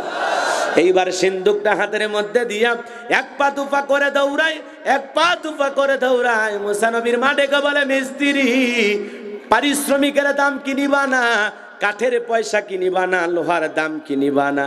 মিস্ত্রি ডেকে বলে মা যারা বিপদে পড়ে আমি তাদের উপকারে করি, বিনিময়ে কোনো টাকা পয়সা গ্রহণ করি না। বলেন আল্লাহু আকবার। এইবার মুসা নবীর মা ডেকে বলে মিস্ত্রি এই বিপদের দিনে এত বড় উপকার করলা, কাঠের পয়সা নিলা না, পারিশ্রমিকের দাম নিলা না, অন্তত তোমার নামটা বলে যাও। মাঝে মাঝে যদি তোমার কথা মনে হয় আল্লাহর কাছে তোমার জন্য আমি দোয়া করব। এই কথা যখন বললেন মিস্ত্রি ডেকে বলে মা আমি দুনিয়ার কোনো সাধারণ মিস্ত্রি না, আমি আল্লাহর ফেরেশতা, আমার নাম হলো জিবরাইল। আল্লাহু আকবার। এইবার মুসা নবীর মা মুসা নবীকে সিন্ধুকের ভিতরে তুইলা দরিয়ার ভিতরে ভাসায় দিয়া মেয়েকে ডেকে বলে মারিয়াম সিন্ধুক ভাসতে ভাসতে কই যায় খবর নিয়ে আসবি। লম্বা ঘটনা আমি লম্বা করতে পারবো না। এ বাজান সিন্ধুক ভাসতে ভাসতে চলে গেল ফিরাউনের ঘাটে। ওই দিন বিকেল বেলা ফিরাউন তার প্রিয়তমা স্ত্রী আসিয়াকে নিয়ে সমুদ্রের সৈকতে আসছে একটু হাওয়া খাওয়ার জন্য। কি বুঝলেন? ফিরাউন কাফের, এরপরেও স্ত্রীকে নিয়ে বিনোদন করতেন। মারহাবা বলেন। স্ত্রীকে নিয়ে আসছে সমুদ্র সৈকতে হাওয়া খাইতে। মাঝে মাঝে স্ত্রীকে নিয়ে বিনোদন করতে যাবেন, হালাল বিনোদন, পর্দা করাইয়া নিয়ে যাবেন তো ইনশাল্লাহ। কথা কন নাকি? মাঝে মাঝে স্ত্রীর মন খুশি রাখার জন্য এখানে সেখানে ঘুরতে নিয়ে যাওয়া দরকার আছে না? না তাই বলে সিনেমা হলে সিনেমা দেখার জন্য নিয়ে যেতে বলতেছি না। কথা কন নাকি? গান বাজনা যাত্রা দেখার জন্য নিয়ে যেতে বলতেছি না। নিয়ে যাবেন সমুদ্র দেখাতে, আল্লাহর সৃষ্টি দেখাইতে। পারবেন তো ইনশাল্লাহ? পারবেন তো ইনশাল্লাহ? এমনও স্বামী আছে বইয়ের সাথে ভালোভাবে কথাও কয় না, দুনিয়ার সবার সামনে হাসে, বইয়ের সামনে হাসে না। এরকম পুরুষও আছে না নাই? যাই হোক, মহিলা মা বোন আসছে, তাদের উদ্দেশ্যে কিছু ওয়াজ করা দরকার আছে না নাই? দেখি যদি সম্ভব হয়। তবে মহিলা মা বোনে যারা বসে আছেন মা একটু ধৈর্য ধারণ করেন, আমার কথাগুলো একটু শোনার চেষ্টা করেন। ভাইরা আমার, এইবার সেনাবাহিনীরা সিন্ধুকটা উঠাইয়া ফেরাউনের সামনে নিয়ে গেল।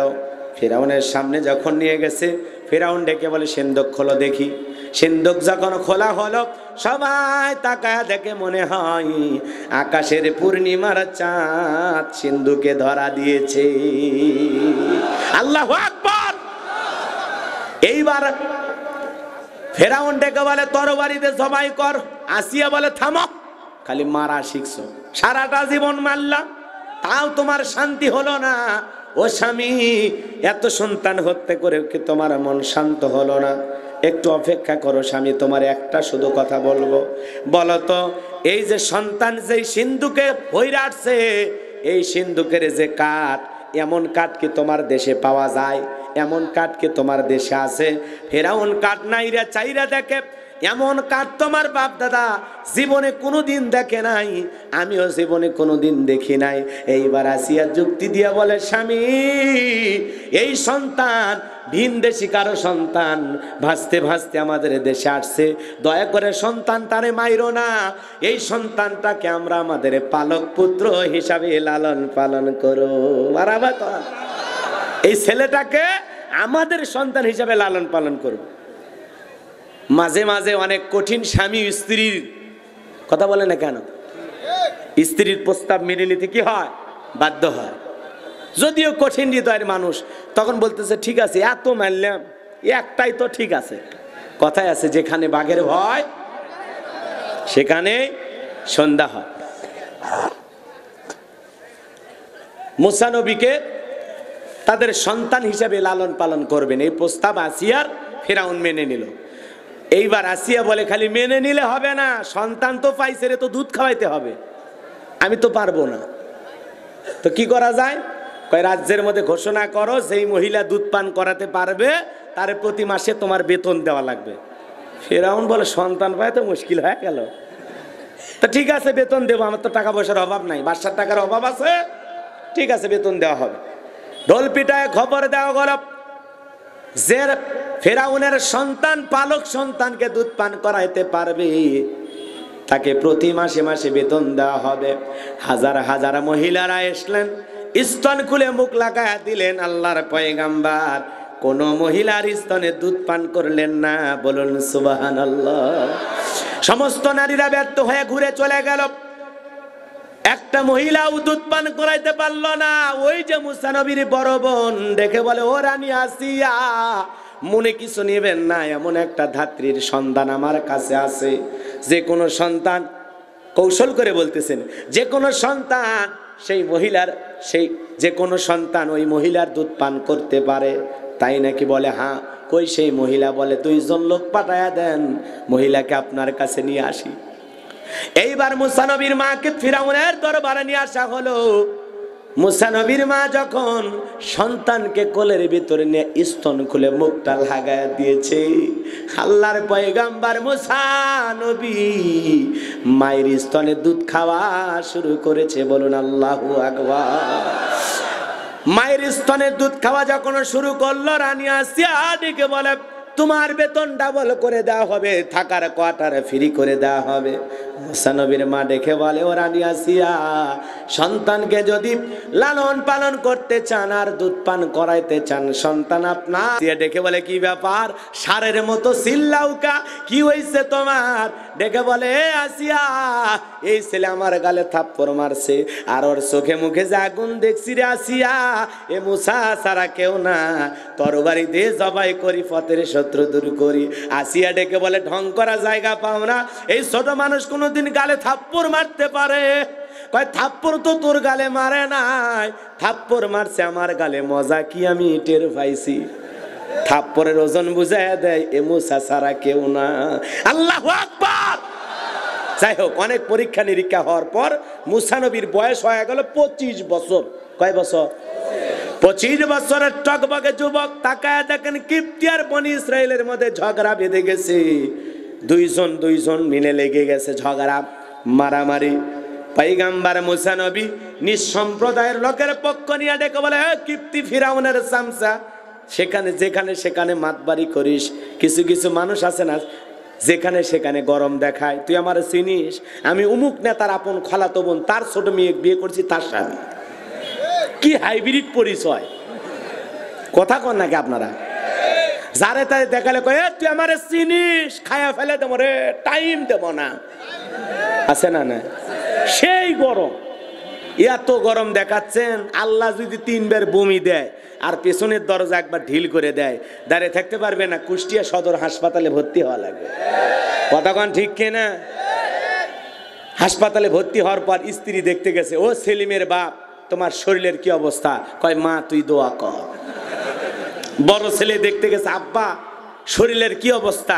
কয় ভাই তোমাকে চিনতে পারলাম না। তা আল্লাহ যদি বেকায়দায় ফেলে, পাতলা পায়খানার বমি দিলেই তো আপনার অবস্থা খারাপ হয়ে যাবে, কথা কন ঠিক কিনা? তখন বউ বাচ্চা করছি না, টাইম দেবে না, কথা কন। রাগ করেছে? ভালো করে বোঝার চেষ্টা করেন বাজান। মুসা নবী ডেকে বলে, কিপ্তি ফিরাউনের গরম সব জায়গায় দেখাও, নেতার গরম সব জায়গায় চলবে না। কথা বলেন চলে? কথা কোন চলে? একটা থাপ্পড় বা ঘুষি মারছে, কয়টা? মাত্র কয়টা? এক থাপ্পড় বা ঘুষি খায়া কিপ্তি দুনিয়ার থেকে ডিলেট, ইন্নালিল্লাহ, ওই জায়গা পড়ে আছে, জায়গাতেই ডেট। কথা কর না আপনার, জায়গাতেই খালাস, নাই, মরে গেছে। এখন মানুষ মারছে, চতুর্দিকে খবর বসে আছে না, ছড়ায় গেছে, ছড়ায় গেছে, সাথে সাথে মামলা হয়ে গেছে। এখন মুসা নবী ফিরাউনের দরবারে হয়ে গেল মার্ডার কেসের আসামি। আল্লাহ ডেকে বলে, মুসা আর এই জনপদ তোমার জন্য নিরাপদ নয়, গাট্টি গুটি গোছায় এখন রওনা করো মাদাইনের দিকে। এরপরে কবে আসা লাগবে আমি আল্লাহ মেসেজ জানাই দেব। বলেন আল্লাহু আকবার। মুসা নবী আল্লাহ পাকের অর্ডার পায়ে চলে গেলেন মাদাইনে। লম্বা ঘটনা আমি লম্বা করতে পারবো না বাজান। মুসা নবী মাদাইনে যাওয়ার পর আল্লাহর পয়গাম্বার শুআয়ব আলাইহিস সালামের দুই মেয়ের সাথে পরিচয় হয়। পানি খাওয়ানোর ঘটনা আপনাদের জানা আছে। পানি খাওয়ায়া আল্লাহর পয়গাম্বারের দুইজন কন্যা সন্তান মুসা নবীকে নিয়ে বাড়িতে চলে গেলেন। যাওয়ার পরে রেখে বলে, বাবা আমাদের কাজের একটা মানুষ দরকার পেয়েছি, আপনি যদি অনুমতি দেন সে আমাদের বাড়িতে কাজ করবে। ব্যবহার অনেক ভালো বাবা, লম্বা সময় ধরে তার সাথে হাঁটলাম, পথ চললাম। ও বাবা একটা বারও আমাদের দুই বোনের দিকে ফিরেও তাকাই নাই। এতটা লাজুকে ছেলে, বলেন আল্লাহু আকবার। এতটা লজ্জা বাবা, আমাদের দুই বোনের দিকে একবারও তাকাই নাই। যখনই কথা বলেছে মাটির দিকে তাকায়া কথা বলেছে। আল্লাহু আকবার বলেন। নবীরা কোনোদিন এভাবে তাকাইতে পারে? বড় লাজুক লজ্জাশীল পয়গাম্বার ছিলেন মুসা আলাইহিস সালাম। আর আমরা উকি ঝুঁকি মারি দেখার জন্য। কথা কন না কে? কিছু কিছু যুবক স্কুল ছুটি হওয়ার আগে সাইকেল নিয়ে যা বসে থাকে এতিমের মতো। কথা কন না কে? কে কেমন দেখা যায়, কে কেমনে সাই যাচ্ছে দেখার জন্য এরকম ছেলেপেলে আছে না? না, তবে কুষ্টিয়ারের ছেলেপেলে এরকম না। কুষ্টিয়ার যুবকেরা সব আল্লাহর ওলি, এরা জিন্দা শাহজালাল। ঘরে ঘরে শাহজালালের জন্ম হচ্ছে এখন। রাগ করেছেন? বাবার কাছে যা বলতেছেন, বাবা এমন লাজুক, এমন লজ্জাশীল আর এতটা ভদ্র, আমাদের দুই বোনের দিকে একবারও, কথা কন না কেন, একবারও তাকাই নাই। সামনের দিকে যাইবা যান, হৃদয়ের কান পেতে কথা শোনেন। মুমিন আল্লাহর বান্দারা এরকম লজ্জাশীল হবে। কুল্লিল মুমিনিনা ইয়াগুদ্দুনা মিন আবসারিহিম। আল্লাহ দেখে বলেন, নবী গো মুমিন পুরুষদেরকে জানায় দেন তারা যেন তাদের দৃষ্টি নিম্নগামী করে পথ চলে। রাস্তা দিয়ে নায়িকা হেঁটে গেল না মডেল হেঁটে গেল না সুন্দরী রূপসী হেঁটে গেল, একবারও তাকাবো, আমার দৃষ্টি থাকবে নিচের দিকে। মুমিন এই চোখকে হেফাজত করতে হবে। চোখেরও জিনা আছে না নয়? হাতেরও জিনা আছে না নয়? অন্তরেরও জিনা আছে না নয়? হেফাজত করতে হবে। তাকাইলেই গুনাহ, তাকাইলেই গুনাহ, গুনাহ চতুর্দিকে ছড়ায় আছে, এই জন্য তাকানো যাবে। চক্ষুকে হেফাজত করেন, চোখের গুনাহ থেকে নিজেকে বাঁচাও। হে যুবক, তাকায়ও না, তাকায়ও না, তাকায়ও না, তাকায়ও না। তোদের পা ধরে বলি, আর মহিলাদের দিকে তাকায়ও না। মার দিকে তাকাবা, যারে বিয়ে করবে স্ত্রীর দিকে তাকাবা, নিজের আপন মেয়ের দিকে তাকাবা, কিন্তু খবরদার অন্য কোন মহিলার দিকে তাকানো যাবে? ইসলাম কত সুন্দর। ছেলে যদি যুবক হয় মায়ের ঘরে প্রবেশের সময় অনুমতি লাগবে, আর এরা ভাবির গলা ধরে ঘুম পারে। কথা কর না কা? হাই রে যুবক, মায়ের ঘরে ঢুকতে অনুমতি লাগে, আর এরা ভাবির ঘরে ঢোকে অনুমতি লাগে না। এরকম কুষ্টিয়াতে আছে না? না, আল্লাহ আমাদের হেদায়েত দান করুক। সরে কোনা, আমি অনেক রাত হয়ে গেছে, কষ্ট পাচ্ছেন আপনারা না? লিল্লাহে তাকবীর। এ বাজান লম্বা হবে। শুআয়ব আলাইহিস সালামের বাড়িতে রাখালের চাকরি পেলেন মুসা আলাইহিস সালাম।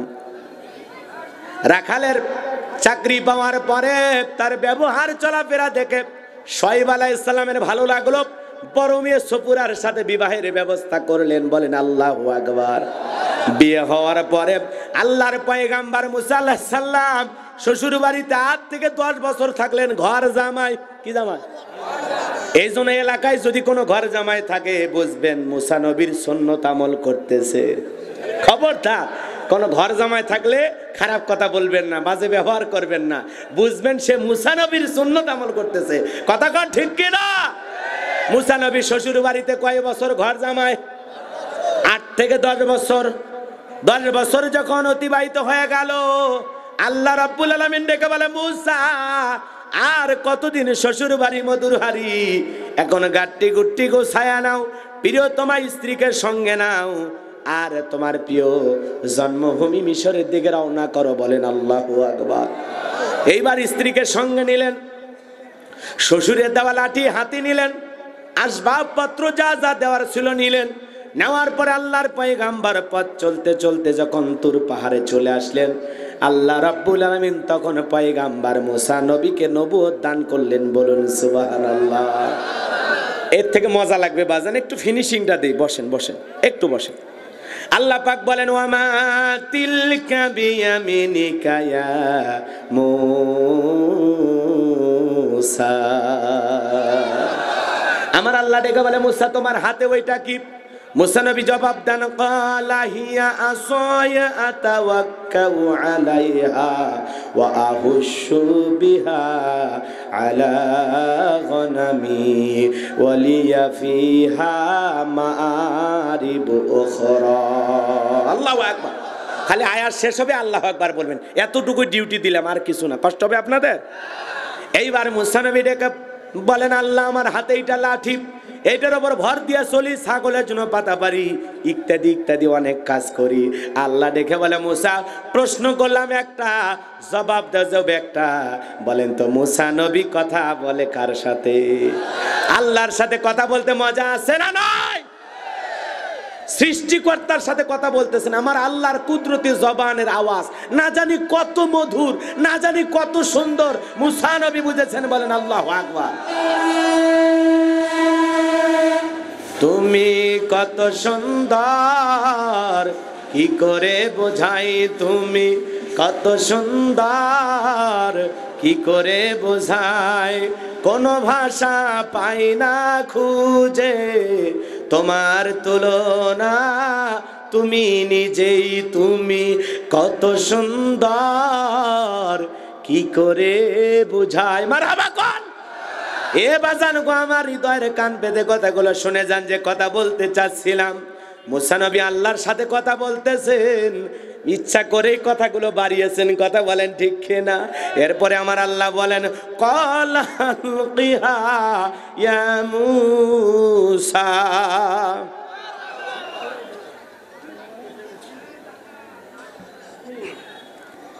আল্লাহ বলেন, ক্বালা আলকিহা ইয়া মুসা, তোমার হাতের লাঠিটা তুমি নিক্ষেপ করো। ফাআলকাহা ফাইদা হিয়া হাইয়াতুন তাসআ। আল্লাহু আকবার বলেন। লাঠি নিক্ষেপ করা মাত্রই হয়ে গেল বিশাল একটা অজগর সাপ। মুসা নবী বলে, বাপ রে বাপ, এ যে জাতের সাপ, আমার বংশ করে দিবে সাপ। এই সাপ দেখে ভয়ে মারছে লাফ। আল্লাহ বলে, মুসা থাম, দৌড়াইও না, থামো। আল্লাহ ডেকে বলে, কি ব্যাপার দৌড়াও? আল্লাহ যে বড় সাপ হইছে দেখে তো আমি ডরাইছি, ভয় পাইছি, এই জন্য তো দৌড়াচ্ছি। আল্লাহ রাব্বুল আলামিন ডেকে বলেন, ক্বালা খুযহা ওয়ালা তাখাফ সানুঈদুহা সিরাতাহাল উলা। আল্লাহ ডেকে বলে, মুসা ভয় পেও না, তোমার হাতের লাঠিকে আমি আল্লাহ সাপ বানাইছি, আবার ওই সাপের দিকে হাত বাড়াও, আমি আল্লাহ পাক পূর্বের মতো লাঠি বানায়া দিব। বলুন সুবহানাল্লাহ। পয়গাম্বর ভয়ে ভয়ে ভয়ে ভয়ে হাত দিতেছেন, যখন ধরতে গেছেন আবার লাঠি হয়ে গেছে। বলেন আল্লাহু আকবার। এরপরে আল্লাহ পাক বলেন, ওয়াদখুম ইয়াদাকা ইলা জানাহিকা তাখরুজ বাইদা আমিন গায়রি সুইন আয়াতান উখরা লিনুরিয়াকা মিন আয়াতিনাল কুবরা। আল্লাহ রাব্বুল আলামিন ডেকে বলে, পয়গম্বর তুমি তোমার হাতটা বগলের নিচে ঢুকাও, ওখান থেকে বের করো কোনো দোষ ছাড়াই। আমি আল্লাহ ধবধবে উজ্জ্বল সাদা চমৎকার দেখাইলাম।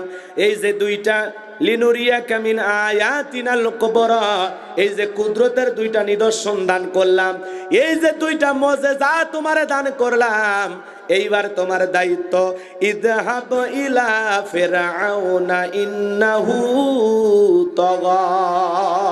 আল্লাহু আকবার। এইবার তোমার দায়িত্ব হলো, ফিরাউন সীমা লঙ্ঘন করেছে, ওর পাপের 16 কলা পূর্ণ হয়ে গেছে, 40 বছর শিক্ষা ব্যবস্থা বন্ধ করেছে, ঘরে ঘরে মূর্তি ঢুকায়া দিয়েছে, নিজেকে রব বলে দাবি করে পাপের 16 কলার সীমা লঙ্ঘন করেছে। এইবার তোমার দায়িত্ব হলো, যাও ফিরাউনের রাজ দরবারে যাও, আর যায় বলো ইযহাব ইলা ফিরআউনা ইন্নাহু তাগা। ফিরাউন রে, তুমি সীমা লঙ্ঘন করেছো, আর তোমার আইন দা বানানো আইন দা মিশর চলবে না, এখন মিশর চলবে আল্লাহর আইন দিয়া। কথা বলেন ঠিক কিনা? যাও যাও যাও। এত বড় কাফেরের কাছে দাওয়াত দেওয়ার কথা কে বলতেছেন? তাহলে আমার আল্লাহ মানুষকে ভালোবাসেন কম না বেশি? এত বড় একটা জালেম, এত বড় একটা কাফের, নবুয়ত দান করে প্রথম দিনে ডিউটি, যাও ফিরাউনের সামনে যায় দিনের দাওয়াত দাও। বলেন তো নবী মুসার জন্য এটা পরীক্ষা ছোট না বড়? জোরে বলেন। পয়গাম্বর তখন থেকে বলতেছেন, আল্লাহ আপনি কি ভুলে গেছেন আমি ফিরাউনের দরবারে মার্ডার কেসের আসামি? কিসের কেস? মার্ডার কেসের আসামি না? মামলা হয়ে আছে না? কথা কন না। মুসা নবী ডেকে বলে, আল্লাহ আপনি কি ভুলে গেছেন আমি মার্ডার কেসের আসামি, গেলেই তো ফাঁসি দিয়ে মারবে। আল্লাহ ডেকে বলে, মুসা ভয় পাওয়ার কোনো কারণ নাই, ছোট থেকেই মারার চেষ্টা করেছিল, আমি বাঁচায় রাখছি। সুবহানাল্লাহ। টেনশন নেবার কোনো কারণ নাই, আমি আল্লাহ যার পক্ষে থাকি, কোনো জালেম ফাঁসি দিয়েও মারতে পারবে না, আগুনে পোড়ায়ও মারতে পারবে না, পানিতে ডুবাইয়াও মারতে পারবে না। বলেন আল্লাহু আকবার। আল্লাহ যার পক্ষে থাকবে, পৃথিবীর যত বড় শক্তি হোক না কেন, সেই ইমানদার মুমিন মুত্তাকিকে জমিন থেকে বিদায় করতে পারবে না, পারবে না, পারবে না। কথা কন না কে? আগুনে পোড়ায় ইমানদারকে মারা যায়। ইব্রাহিম আলাইহিস সালামকে নমরুদ পেরেছিল আগুনে পোড়ায় মারতে পারে না। পানিতে ডুবেছিল ইউনূস নবী, মরেছিল। কথা বলে না কেন? এজন্য আল্লাহ যাদেরকে ভালোবাসেন আর যারা আল্লাহর প্রিয় হয়, তারা শত বিপদে পড়লেও আগুন ওর কাছে ফুলের বাগান হয়ে যাবে, পানি ভিআইপি বাসস্থান হয়ে যাবে। কথা বলেন ঠিক কিনা? আর তো এটি একটা মামলা হয়ে আছে, এটা ব্যাপার। কথা কন না কে? একটা মামলা হয়ে আছে ফিরাউনের দরবারে, আর কিছুই না, এটা তো ব্যাপারই না। আল্লাহ রাব্বুল আলামিন ডেকে বলে, মুসা যেতেই হবে, নবুয়ত দান করেছি, দায়িত্ব দিয়েছি, তোমার দায়িত্ব হলো ফিরাউনের দরবারে দিনের দাওয়াত পৌঁছানো। তুমি যে একজন রাসূল, আমি আল্লাহ যে তোমারে নবী বানাইছি, এই দাওয়াত পৌঁছায়া দাও। ডেকে বলে, আল্লাহ যাওয়াই লাগবে? বলে হ্যাঁ যাওয়াই লাগবে। বলেন তো মুসা নবী চালাক কম না বেশি? অনেক চালাক পয়গম্বর। লম্বা হবে, আমি লম্বা করতে পারবো না, কিছু ঘটনা ছিল বললে আরো ভালো লাগতো। এ বাজান গো আমার, মুসা নবী ডেকে বলে আল্লাহ যেতেই হবে। আল্লাহ ডেকে বলে মুসা অবশ্যই যাওয়া লাগবে। পয়গম্বর ডেকে বলে আল্লাহ আমার বড় ভয় ভয় লাগে, তোমার কাছে একটু দোয়া করি। এই কথা বলে পয়গম্বর দোয়া করা শুরু করলেন। ক্বালা রাব্বি ইশরাহ লি সাদরি ওয়া ইয়াসসির লি আমরি ওয়াহলুল উকদাতাম মিন লিসানি ইয়াফকাহু কওলি ওয়াজআল লি ওয়াজিরাম মিন আহলি হারুন আখি। আল্লাহু আকবার। আমরা যখন মাদ্রাসায় পড়েছিলাম, ওস্তাদেরা কোরআন হাতি দিয়ে এই দোয়া আমাদেরকে শিখিয়েছিলেন। আমরা মনে করেছিলাম এটা কোরআন খোলার দোয়া। কথা কোন না? কোরআন পড়ার আগে মনে হয় দোয়া পড়া লাগে, কিন্তু দেখেছেন এই দোয়া করেছিলেন জালেম ফিরাউনকে দাওয়াত দেওয়ার আগে মুসা নবী। কথা কোন ঠিক কিনা? এ দোয়া পড়েছিলেন কে? কথা কোন না কে? কি বললেন? ক্বালা রাব্বি ইশরাহ লি সাদরি ওয়া ইয়াসসির লি আমরি ওয়াহলুল উকদাতাম মিন লিসানি ইয়াফকাহু কওলি। আল্লাহ আমার বক্ষকে প্রশস্ত করে দাও, আমার কাজগুলোকে সহজ করে দাও, জিহ্বার জড়তা দূর করে দাও, যাতে সহজে আমার কথা বুঝতে পারে। আর আমার পরিবারের মধ্য থেকে আমার একজন ভাই আছে, নাম হলো হারুন, তাকে আপনি নবুয়ত দান করুন। বলেন আল্লাহু আকবার। আরো জোরে বলেন আল্লাহু আকবার। আল্লাহ রাব্বুল আলামিন ডেকে বলে, পয়গম্বর দোয়া মঞ্জুর হয়ে গেল, তোমার ভাই হারুনকে আমি আল্লাহ পাক নবী বানায়া দিলাম। বলুন আল্লাহু আকবার। এইবার দুইজন মিলে যাও, ফিরাউনের দরবারে দিনের দাওয়াত পৌঁছায়া দাও। বলেন আল্লাহু আকবার। এইবার আল্লাহর পয়গম্বর মূসা আলাইহিস সালাম আল্লাহ রাব্বুল আলামিন যে দুইটা মুজিজা দান করলেন আর তার ভাই হারুনকে নবী বানায়া দিলেন, তাদেরকে সঙ্গে নিয়া ফিরাউনের রাজ দরবারে হাজির হয়ে গেল। ফিরাউনের দরবারে হাজির হয়ে বললেন, ওয়া ক্বালা মূসা ইয়া ফিরআউন ইন্নী রাসূলুম মির রাব্বিল আলামিন। মূসা আলাইহিস সালাম বললেন, হে ফিরাউন, আমি বিশ্বের রব, আল্লাহর পাঠানো একজন রাসূল। বলেন আল্লাহু আকবার। এই কথা যখন বললেন, এরপরে আরো ডেকে বলেন, হাকিকুন আলা আল্লাহ আকুলা আলাল্লাহি ইল্লাল হক কদ জিতুকুম বিবাইয়িনাতিম মির রাব্বিকুম ফাআরসিল মাইয়া বানি ইসরাঈল।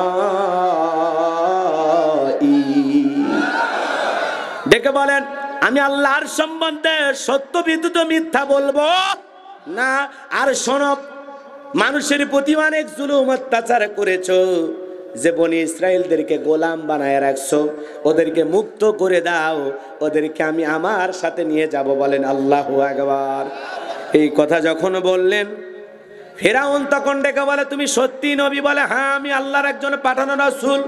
ফিরাউন তখন কি কথা বলেছিল আল্লাহ পাক সেই কথাও জানায় দিলেন। ক্বালা ইন কুনতা জিতা বিআয়াতিন ফাআতি বিহা ইন কুনতা মিনাস সাদিকিন। ফিরাউন বলল, তুমি যদি সত্যি নবী হয়ে থাকো, তাহলে বাস্তব কোনো দলিল বা কোনো নিদর্শন যদি তোমার কাছে থাকে, সেটা পুরো জাতির সামনে উপস্থাপন করো, যদি তুমি সত্যবাদী হও।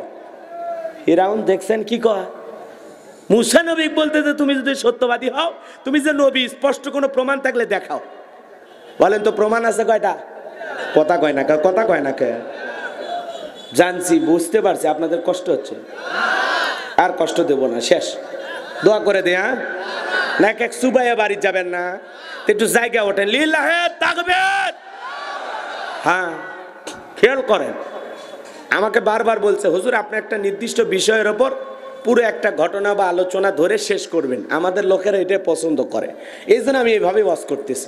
জানি না আপনাদের ভালো লাগলো না খারাপ লাগলো, আল্লাহ ভালো জানে।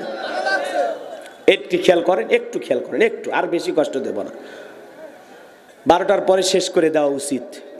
এরপরে 12:30 পার হয়ে গেছে, আর বিলম্ব করা হবে না, কারণ কালকেও আবার আছে। আসবেন না? কালকে আবার আসবেন তো ইনশাল্লাহ। তো যাই হোক, ইলিয়াসুর রহমান জিয়াদি সাহেব আসবেন, চমৎকার আলোচনা করেন, মাশাআল্লাহ, অনেক জ্ঞানী মানুষ। হ্যাঁ, আপনারা আসবেন ইনশাল্লাহ। আজকে হয়তো আমি যতটুকু বললাম দেখে নেন, কালকে ইনশাল্লাহ কাদায় ছেড়ে দেবে। কষ্ট হচ্ছে আপনাদের? যে কথা বলতে চাচ্ছিলাম, হৃদয়ের কান পেতে কথাগুলো শুনে যান। এইবার যখন হাত থেকে লাঠি ফেলাইলো, বিশাল একটা সাপ হয়ে গেল, বগলের নিচ থেকে হাত বের করলো, ধবধবে উজ্জ্বল সাদা চমৎকার দেখাইলো। এই দুইটা জিনিস দেখার পর সমস্ত লোকেরা ডেকে বলে, ও ফিরাউন, এ ছেলের তো একটা বিজ্ঞ জাদুকর। কি কি কি?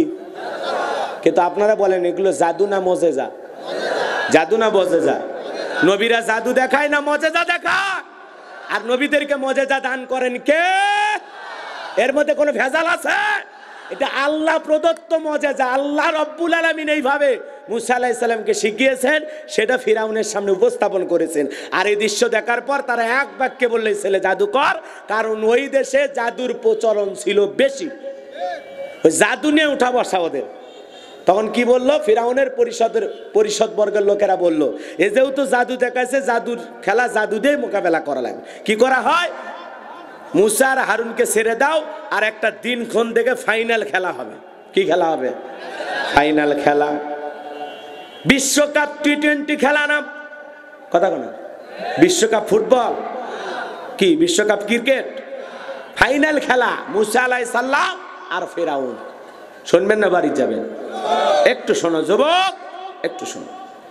যে কথা বলতে চাচ্ছিলাম বাজান গো আমার, এইবার শহর বন্দর থেকে তারা হাজার হাজার জাদুকর উপস্থিত করলো। ইয়াতু বিকুল্লি সাহিরিন আলীম। শহর বন্দর থেকে হাজার হাজার জাদুকর উপস্থিত করলেন। তারা উপস্থিত করার পর সেই সমস্ত জাদুকরেরা ফিরাউনের কাছে প্রস্তাব দিল, আমরা যদি আপনার শত্রুকে পরাজিত করতে পারি, মুসাকে হারায় দিতে পারি, তাহলে আমাদের জন্য কি পুরস্কার থাকবে? ক্বালা নাআম ওয়া ইন্নাকুম লামিনাল মুকাররাবিন। ফিরাউন বলে, তোমরা সবাই আমার নিকটবর্তী লোক হয়ে যাবা, আমার কাছের মানুষ হয়ে আমার দরবারে থাকবা। কোন বাদশা যদি বলে তোমাদেরকে নিজের লোক বানায় নেব, এর চাইতে বড় পুরস্কার আর লাগে? আমার কাছের মানুষ তোমাদেরকে আমি বানায় নেব। এই কথা শোনার পর জাদুকররা খুশি হয়ে গেল। এইবার তারা জাদু দেখানোর জন্য মাঠে হাজির হয়ে গেল। মুসা নবীর সামনে যায় বলে, মুসা জাদু আগে তুমি নিক্ষেপ করবা নাকি আমরা আগে নিক্ষেপ করব? মুসা নবী ডেকে বলে, তোমরা আগে জাদু নিক্ষেপ করো। ওস্তাদের মার্শার সাথে বলেন আল্লাহু আকবার। হাজার হাজার জাদুকর নিক্ষেপ করলো। সেদিন তারা 1 নয় 2 নয় 80,000 জাদু নিক্ষেপ করেছিল। সাপ বানাইছে, ভাল্লুক বানাইছে, বাঘ বানাইছে, আগুন বানাইছে, দড়ি বানাইছে, রশি বানাইছে, এমনকি মানুষের চোখে পর্যন্ত তারা জাদু নিক্ষেপ করেছিল। এরপরে জাদু যখন তাদের দেখানো শেষ হয়ে গেল, মুসা নবীকে দেখে বলে, মুসা আমরা আমাদের জাদু নিক্ষেপ করেছি, আর জাদু নিক্ষেপ করার মতো আমাদের কাছে কোনো তবিল নাই, আমাদের যা ছিল সব শেষ, এখন যা দেখানো তুমি দেখো। আমরা যতটুকু জাদু মজুদ ছিল, আমাদের যতটুকু জ্ঞান ছিল সব শেষ, এবার তুমি তোমারটা দেখাও। আল্লাহ ওহীর মাধ্যমে জানায় দিলেন, মুসা ভয় পাওয়ার কোনো কারণ নাই, শুধু লাঠিটা ফেলায়া দাও। আল্লাহর অর্ডার পাওয়ার পর আল্লাহর পয়গাম্বার শুধু লাঠিটা ফেলে দিলেন, বিশাল একটা সাপ হয়ে গেল। ঠোঁটটা ছিল নিচে, আর উপরে ঠোঁট ছিল 80 ফিট উঁচুতে। হাজার হাজার যে জাদু নিক্ষেপ করেছিল এক নিঃশ্বাসেই খেয়ে ফেলে দিয়েছে। এমন দৃশ্য দেখার পর ফিরাউনের পেছনে রাস্তা দিয়ে গরম হাওয়া বের হয়ে গেছে। ও বলে, এত কষ্ট করে লোকজন রেডি করে কি লাভ হলো? মুসার এক লাঠির কাছে সব শেষ। বলেন আল্লাহু আকবার। এইবার জাদুকররা বিষয়টা দেখলো, দেখার পরে তারা বুঝতে পারলো এটা কোনো সাধারণ জাদু না, এটা মানুষের পক্ষে সম্ভব নয়। তখন তারা কি করলেন? ওয়া উলকিয়াস সাহারাতু সাজিদিন। সমস্ত জাদুকররা সিজদায় মাথা নত করলো। বলেন আল্লাহু আকবার। এবং তারা ঘোষণা করলো, ক্বালু আমান্না বিরাব্বিল আলামিন রাব্বি মুসা ওয়া হারুন। আরো জোরে বলেন আল্লাহু আকবার। এইবারে তারা বলল, আমরা বিশ্বের প্রতিপালক রব্বুল আলামিনের প্রতি ঈমান আনলাম, যিনি হলেন মুসা এবং হারুনের রব, প্রতিপালক। বলেন আল্লাহু আকবার। হাজার হাজার জাদুকর ঈমান আনলো, ঈমানদারের সংখ্যা বৃদ্ধি পেল। বলেন আল্লাহু আকবার। ফিরাউন তখন অনেক হুমকি ধমকি দেখাইলো, এমন হুমকি দেখাইলো, বলে তোমাদেরকে আমি শুলিতে চড়াবো, ফাঁসি দিয়ে মারবো। ইমানদাররা নতুন ইমান পায়া বলতেছে, মরণের ভয় দেখায় লাভ নাই, মরা তো একদিন লাগবে। তোর মতো ফিরাউনের দলে থাকে বেঈমান হয়ে না মইরা মুসা নবীর দলে থাকে ইমান আনেই মরতে চায়। আল্লাহু আকবার বলেন। বিদায় মরা লাগবে এটা আমরা জানি, ওই ভয় দেখার লাভ নাই। কথা কন না কে? পুরুষ মানুষ বোক দেখে ভয় করে। রাগ করতেছেন আপনারা? তো এরকম মোশান তাকালে আপনি যে পুরুষ মানুষ, মহিলার কাছে ভয় পেলে হবে? তো ইমানদাররা ওরকম কোন জালেম বেঈমানকে দেখে ভয় পাওয়ার কোনো কারণ, জীবন চলে যাবে, রক্ত রক্তের পর রক্তের বন্যা বয়ে যাবে। এরপরে ইমানদার তার দেহ, তার কাল্লা দেবে, তার হাত দেবে, তার পা দেবে, তাকে টুকরো টুকরো করলেও কোনো বাতিলের কাছে মাথা নত করবে না। ইমানদারকে টুকরো টুকরো করে ফেললেও কোনো নাস্তিক বা ইমানের গোলামি করবে না। ইমানদার আল্লাহ ছাড়া আর কারো গোলামি করে না। কথা বলে না কেন? কারো পাঁচাটা গোলাম হওয়া যাবে না। কথা বল নাকি আপনারা? আমরা গোলাম কার? ইয়্যাকা না'বুদু ওয়া ইয়্যাকা নাস্তাঈন। তোমার ইবাদত করি, তোমার গোলামি করি, সাহায্য চাই তোমার কাছে। লাগলে কিছু কার কাছে? আল্লাহর কাছে নাকি বাবার কাছে? মনে থাকবে ইনশাআল্লাহ। খবরদার একটু শক্তিশালী হন, মাজা সোজা করে একটু দাঁড়ান দাঁড়ান, এমনি সব দৌড়াবি। ভয় ভয় মরা লাগবে না। কথা কন না কে? ইসলামের পথে যদি মৃত্যু হয়, এই মৃত্যুটা সহজ। কথা কন না কে? দিনের জন্য, ইসলামের জন্য, একামতে দিন প্রতিষ্ঠিত করার জন্য, কোরআনের জন্য, ইসলামের জন্য যদি আমরা জীবন দিতে পারি, এর চাইতে দামি মৃত্যু আর কিছু হতে পারে? আমরা আল্লাহর কাছে শহীদি মৃত্যু চাই। আল্লাহ কবুল করেন। জোরে কোন আমিন। আরো চিল্লা বলেন আমিন।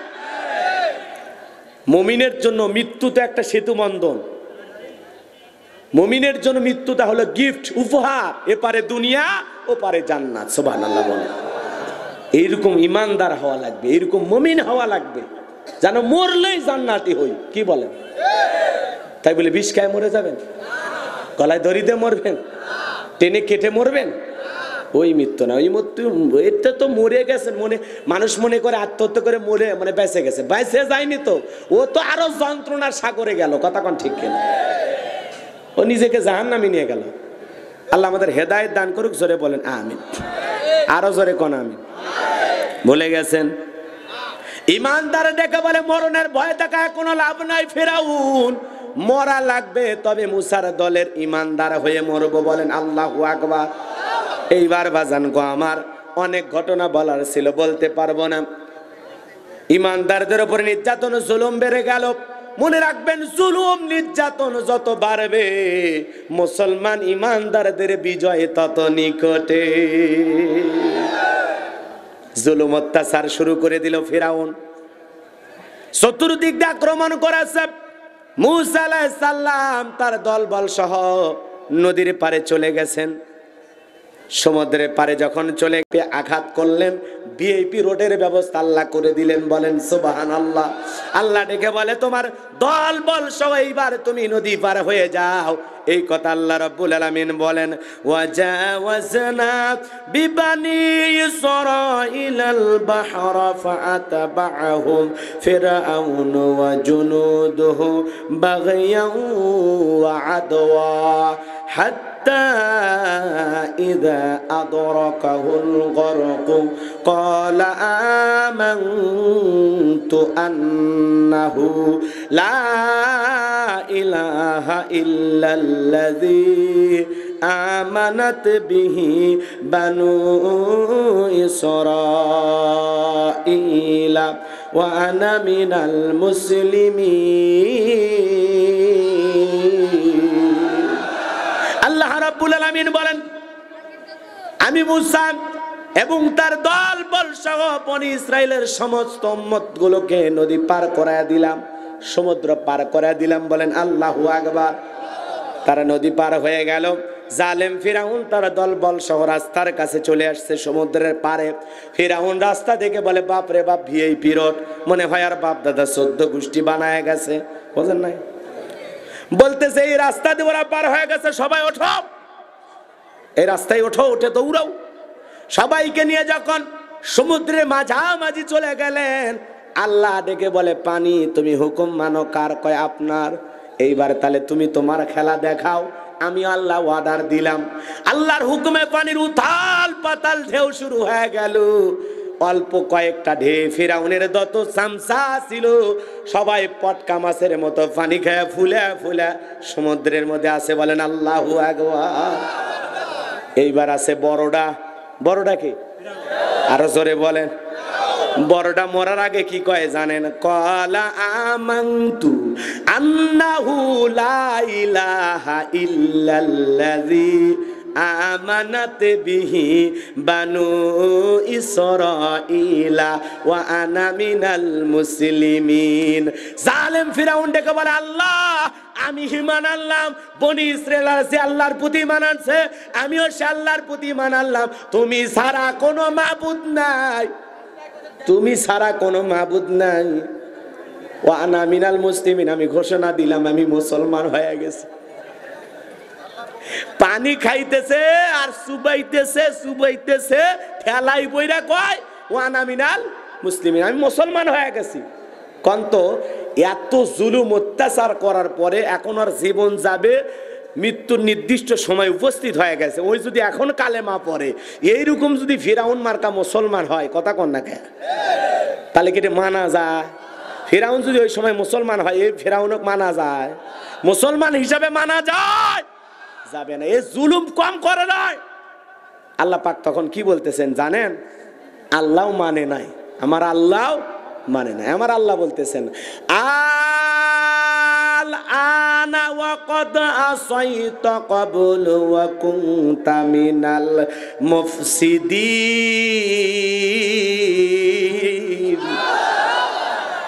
আল্লাহ বলেন এখন তুমি ঈমান আনতেছো, এখন তুমি ঘোষণা দিতেছো তুমি মুসলমান হয়ে গেছো। এর আগে কি করেছো? যারা আমার পথের প্রতীক ছিল, যারা আমাকে আল্লাহ বলে রব বলে স্বীকার করেছিল, তাদের প্রতি জুলুম করেছো, অত্যাচার করেছো, চাবুক দিয়ে আঘাত করেছো, তেলের ভিতরে গরম তেলে চুপাইয়া বিদায় করেছো, এমনকি তোমার স্ত্রীকে পর্যন্ত ছাড় দেও নাই, ঘরে ঘরে মূর্তি ঢুকাইছো, 40 বছর শিক্ষা ব্যবস্থা বন্ধ করে নিজেকে রব বলে দাবি করেছো। তোর পাপের 16 কলা পূর্ণ হয়ে গেছে। তোর মতো জালেমের আর কোনো ক্ষমা নাই। তবে তুই মারা যাবি, আর মরার আগে শুনে যা, তোর লাশটা আমি আল্লাহ অক্ষত রাখবো। আল্লাহু আকবার। তো লাশটা পচে যাবে না, তো লাশটাকে আমি রেখে দেব। আর পৃথিবীর দুনিয়ার যত মানুষ আসবে সবাই যেন জানে যে জালেম নামের একজন ফিরাউন ছিল, তার পরিণতি এই ছিল। পৃথিবীর ইতিহাসে তোর নাম লেখা থাকবে। কথা কোন? আজও মিশরের জাদুঘরে ফিরাউন আছে না নাই? শুটকি ওটা কি ফিরাউন না ফিরাউনের শুটকি? ফিরাউনের শুটকি। মুসার উত্তরসূরিরা মিশরের জাদুঘরে যখন যায়, ওই জাদুঘরে যখন দেখে যে এই যে ফেরাউনের শুটকি, এটা তাই নাকি? বলে হ্যাঁ এটা। পায়ের স্যান্ডেল খুলে মারে, এই সেই ফেরাউন, মার জুতা। পায়ের স্যান্ডেল করে 1 লাখ 2 লাখ 3 লাখ 5 লাখ টাকা দামের পর্যন্ত জুতা, ওই জুতাগুলো খোলে আর মারে, কয় এই সেই ফেরাউন মার, এই সেই ফেরাউন মার। কথা কোন? শুটকি ফিরাউনক দেখে যদি মুসার উত্তরসূরিরা জুতা মারে, জেতা ফিরাউনক পালে তোর চামড়াও খুঁজে পাওয়া যেত না। কথা বলেন ঠিক কিনা? এই জন্য মনে রাখবেন, পৃথিবীতে ফিরাউনের মতো জালেমের স্থান হয় নাই, নমরুদের স্থান হয় নাই, আবু জেহেল টিকে থাকতে পারে নাই। আজও যারা পৃথিবীতে মুসলমানের উপরে জুলুম করবে, অত্যাচার করবে, মুসলমানের রক্ত নিয়ে খেলা করবে, ওই সমস্ত জালেমদের পরিণতিও নমরুদ আর ফিরাউনের মতোই হবে। কথা বলে ঠিক কিনা?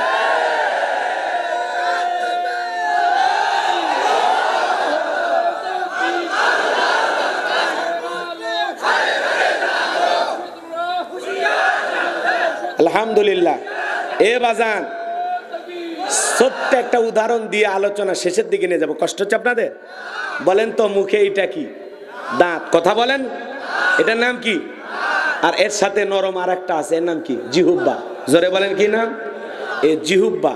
এই দাঁতের ফাঁকে যদি ময়লা আটকে, এই নরম জিহুব্বা ওই জায়গায় বারবার নখ কইরা দাঁতের ফাঁকে থাকা ময়লা আবর্জনা, কথা কোন নাকি, সেটা ছোলা বুটের হোক আর গোস্ত হোক, যেটাই হোক, দাঁতের ফাঁকে আটকে যায়। বারবার ওই জায়গায় নখ করে দাঁতকে বিপদ মুক্ত করে। কিন্তু এই বেঈমান দাঁত সুযোগ পাইলে কি করে? কামড় মারে, রিমান্ডে নেয়, নির্যাতন করে। কথা কোন ঠিক কিনা? বলেন তো, মুখ থেকে এই নরম জিহুব্বা আগে পড়ে যায় নাকি শক্তিধর দাঁত? কথা কন, একটু একটু বলেন, কি পড়ে যায়? কুষ্টিয়াতে কি পড়ে যায়? জিহ্বা পড়ছে কারো দেখছে? কি পড়ে যায়? দাঁত। কেন পড়লো? এত শক্তিধর দাঁত কেন পড়লো? আর নরম জিহ্বা কেন টিকে থাকলো? উদাহরণটা এরকম, কাফেরদের উদাহরণ দাঁতের মতো। আর নরম জিহ্বার উদাহরণ হলো মুমিন মুসলমান, কথা কোন ঠিক কিনা? তা কাফিরদের অত্যাচার জুলুম নির্যাতন ওরা যতই শক্তিধর হোক দাঁতের মতো, ওদের পাওয়ার রাজত্ব মাতবাড়ি রাগ ক্ষমতার বড়াই যতই দাঁতের মতো হোক না কেন, চিরকাল যেরকম মুখে দাঁত থাকে না, ক্ষমতা ওদেরও চিরকাল থাকবে না, কথা বলে ঠিক কিনা? এই যে নরম, এই যে জিহ্বাকে কষ্ট দিত দাঁত, এই নরম জিহ্বা দুর্বল জিহ্বা ঠিকই ঠিক থাকে, ঠিক যে ইমানদার মুসলমানদের উপরে জুলুম করা হচ্ছে, অত্যাচার করা হচ্ছে, রিমান্ডে নেওয়া হচ্ছে, কষ্ট দেওয়া হচ্ছে, এই দুর্বল অসহায় মাজলুম মুসলমানদেরাই একদিন বিজয়ের মালা পরবে, এই দুর্বল মুসলমানেরাই একদিন বিজয়ের হাসি হাসবে, আর জালেমদের পরিণতি ওই নমরুদ ফিরাউনের মতো অভিশপ্ত হবে, কথা বলেন ঠিক কিনা? আল্লাহ আমাদের বোঝার তৌফিক দান করুক, জোরে বলেন আমিন। ওয়াখিরি দাওয়ানা আলহামদুলিল্লাহি রাব্বিল আলামিন। আগামী কালকের সমাবেশ আল্লাহ কবুল করুন। আজকের প্রোগ্রামের এখানে ইতি, মনে থাকবে আপনাদের স্মৃতি।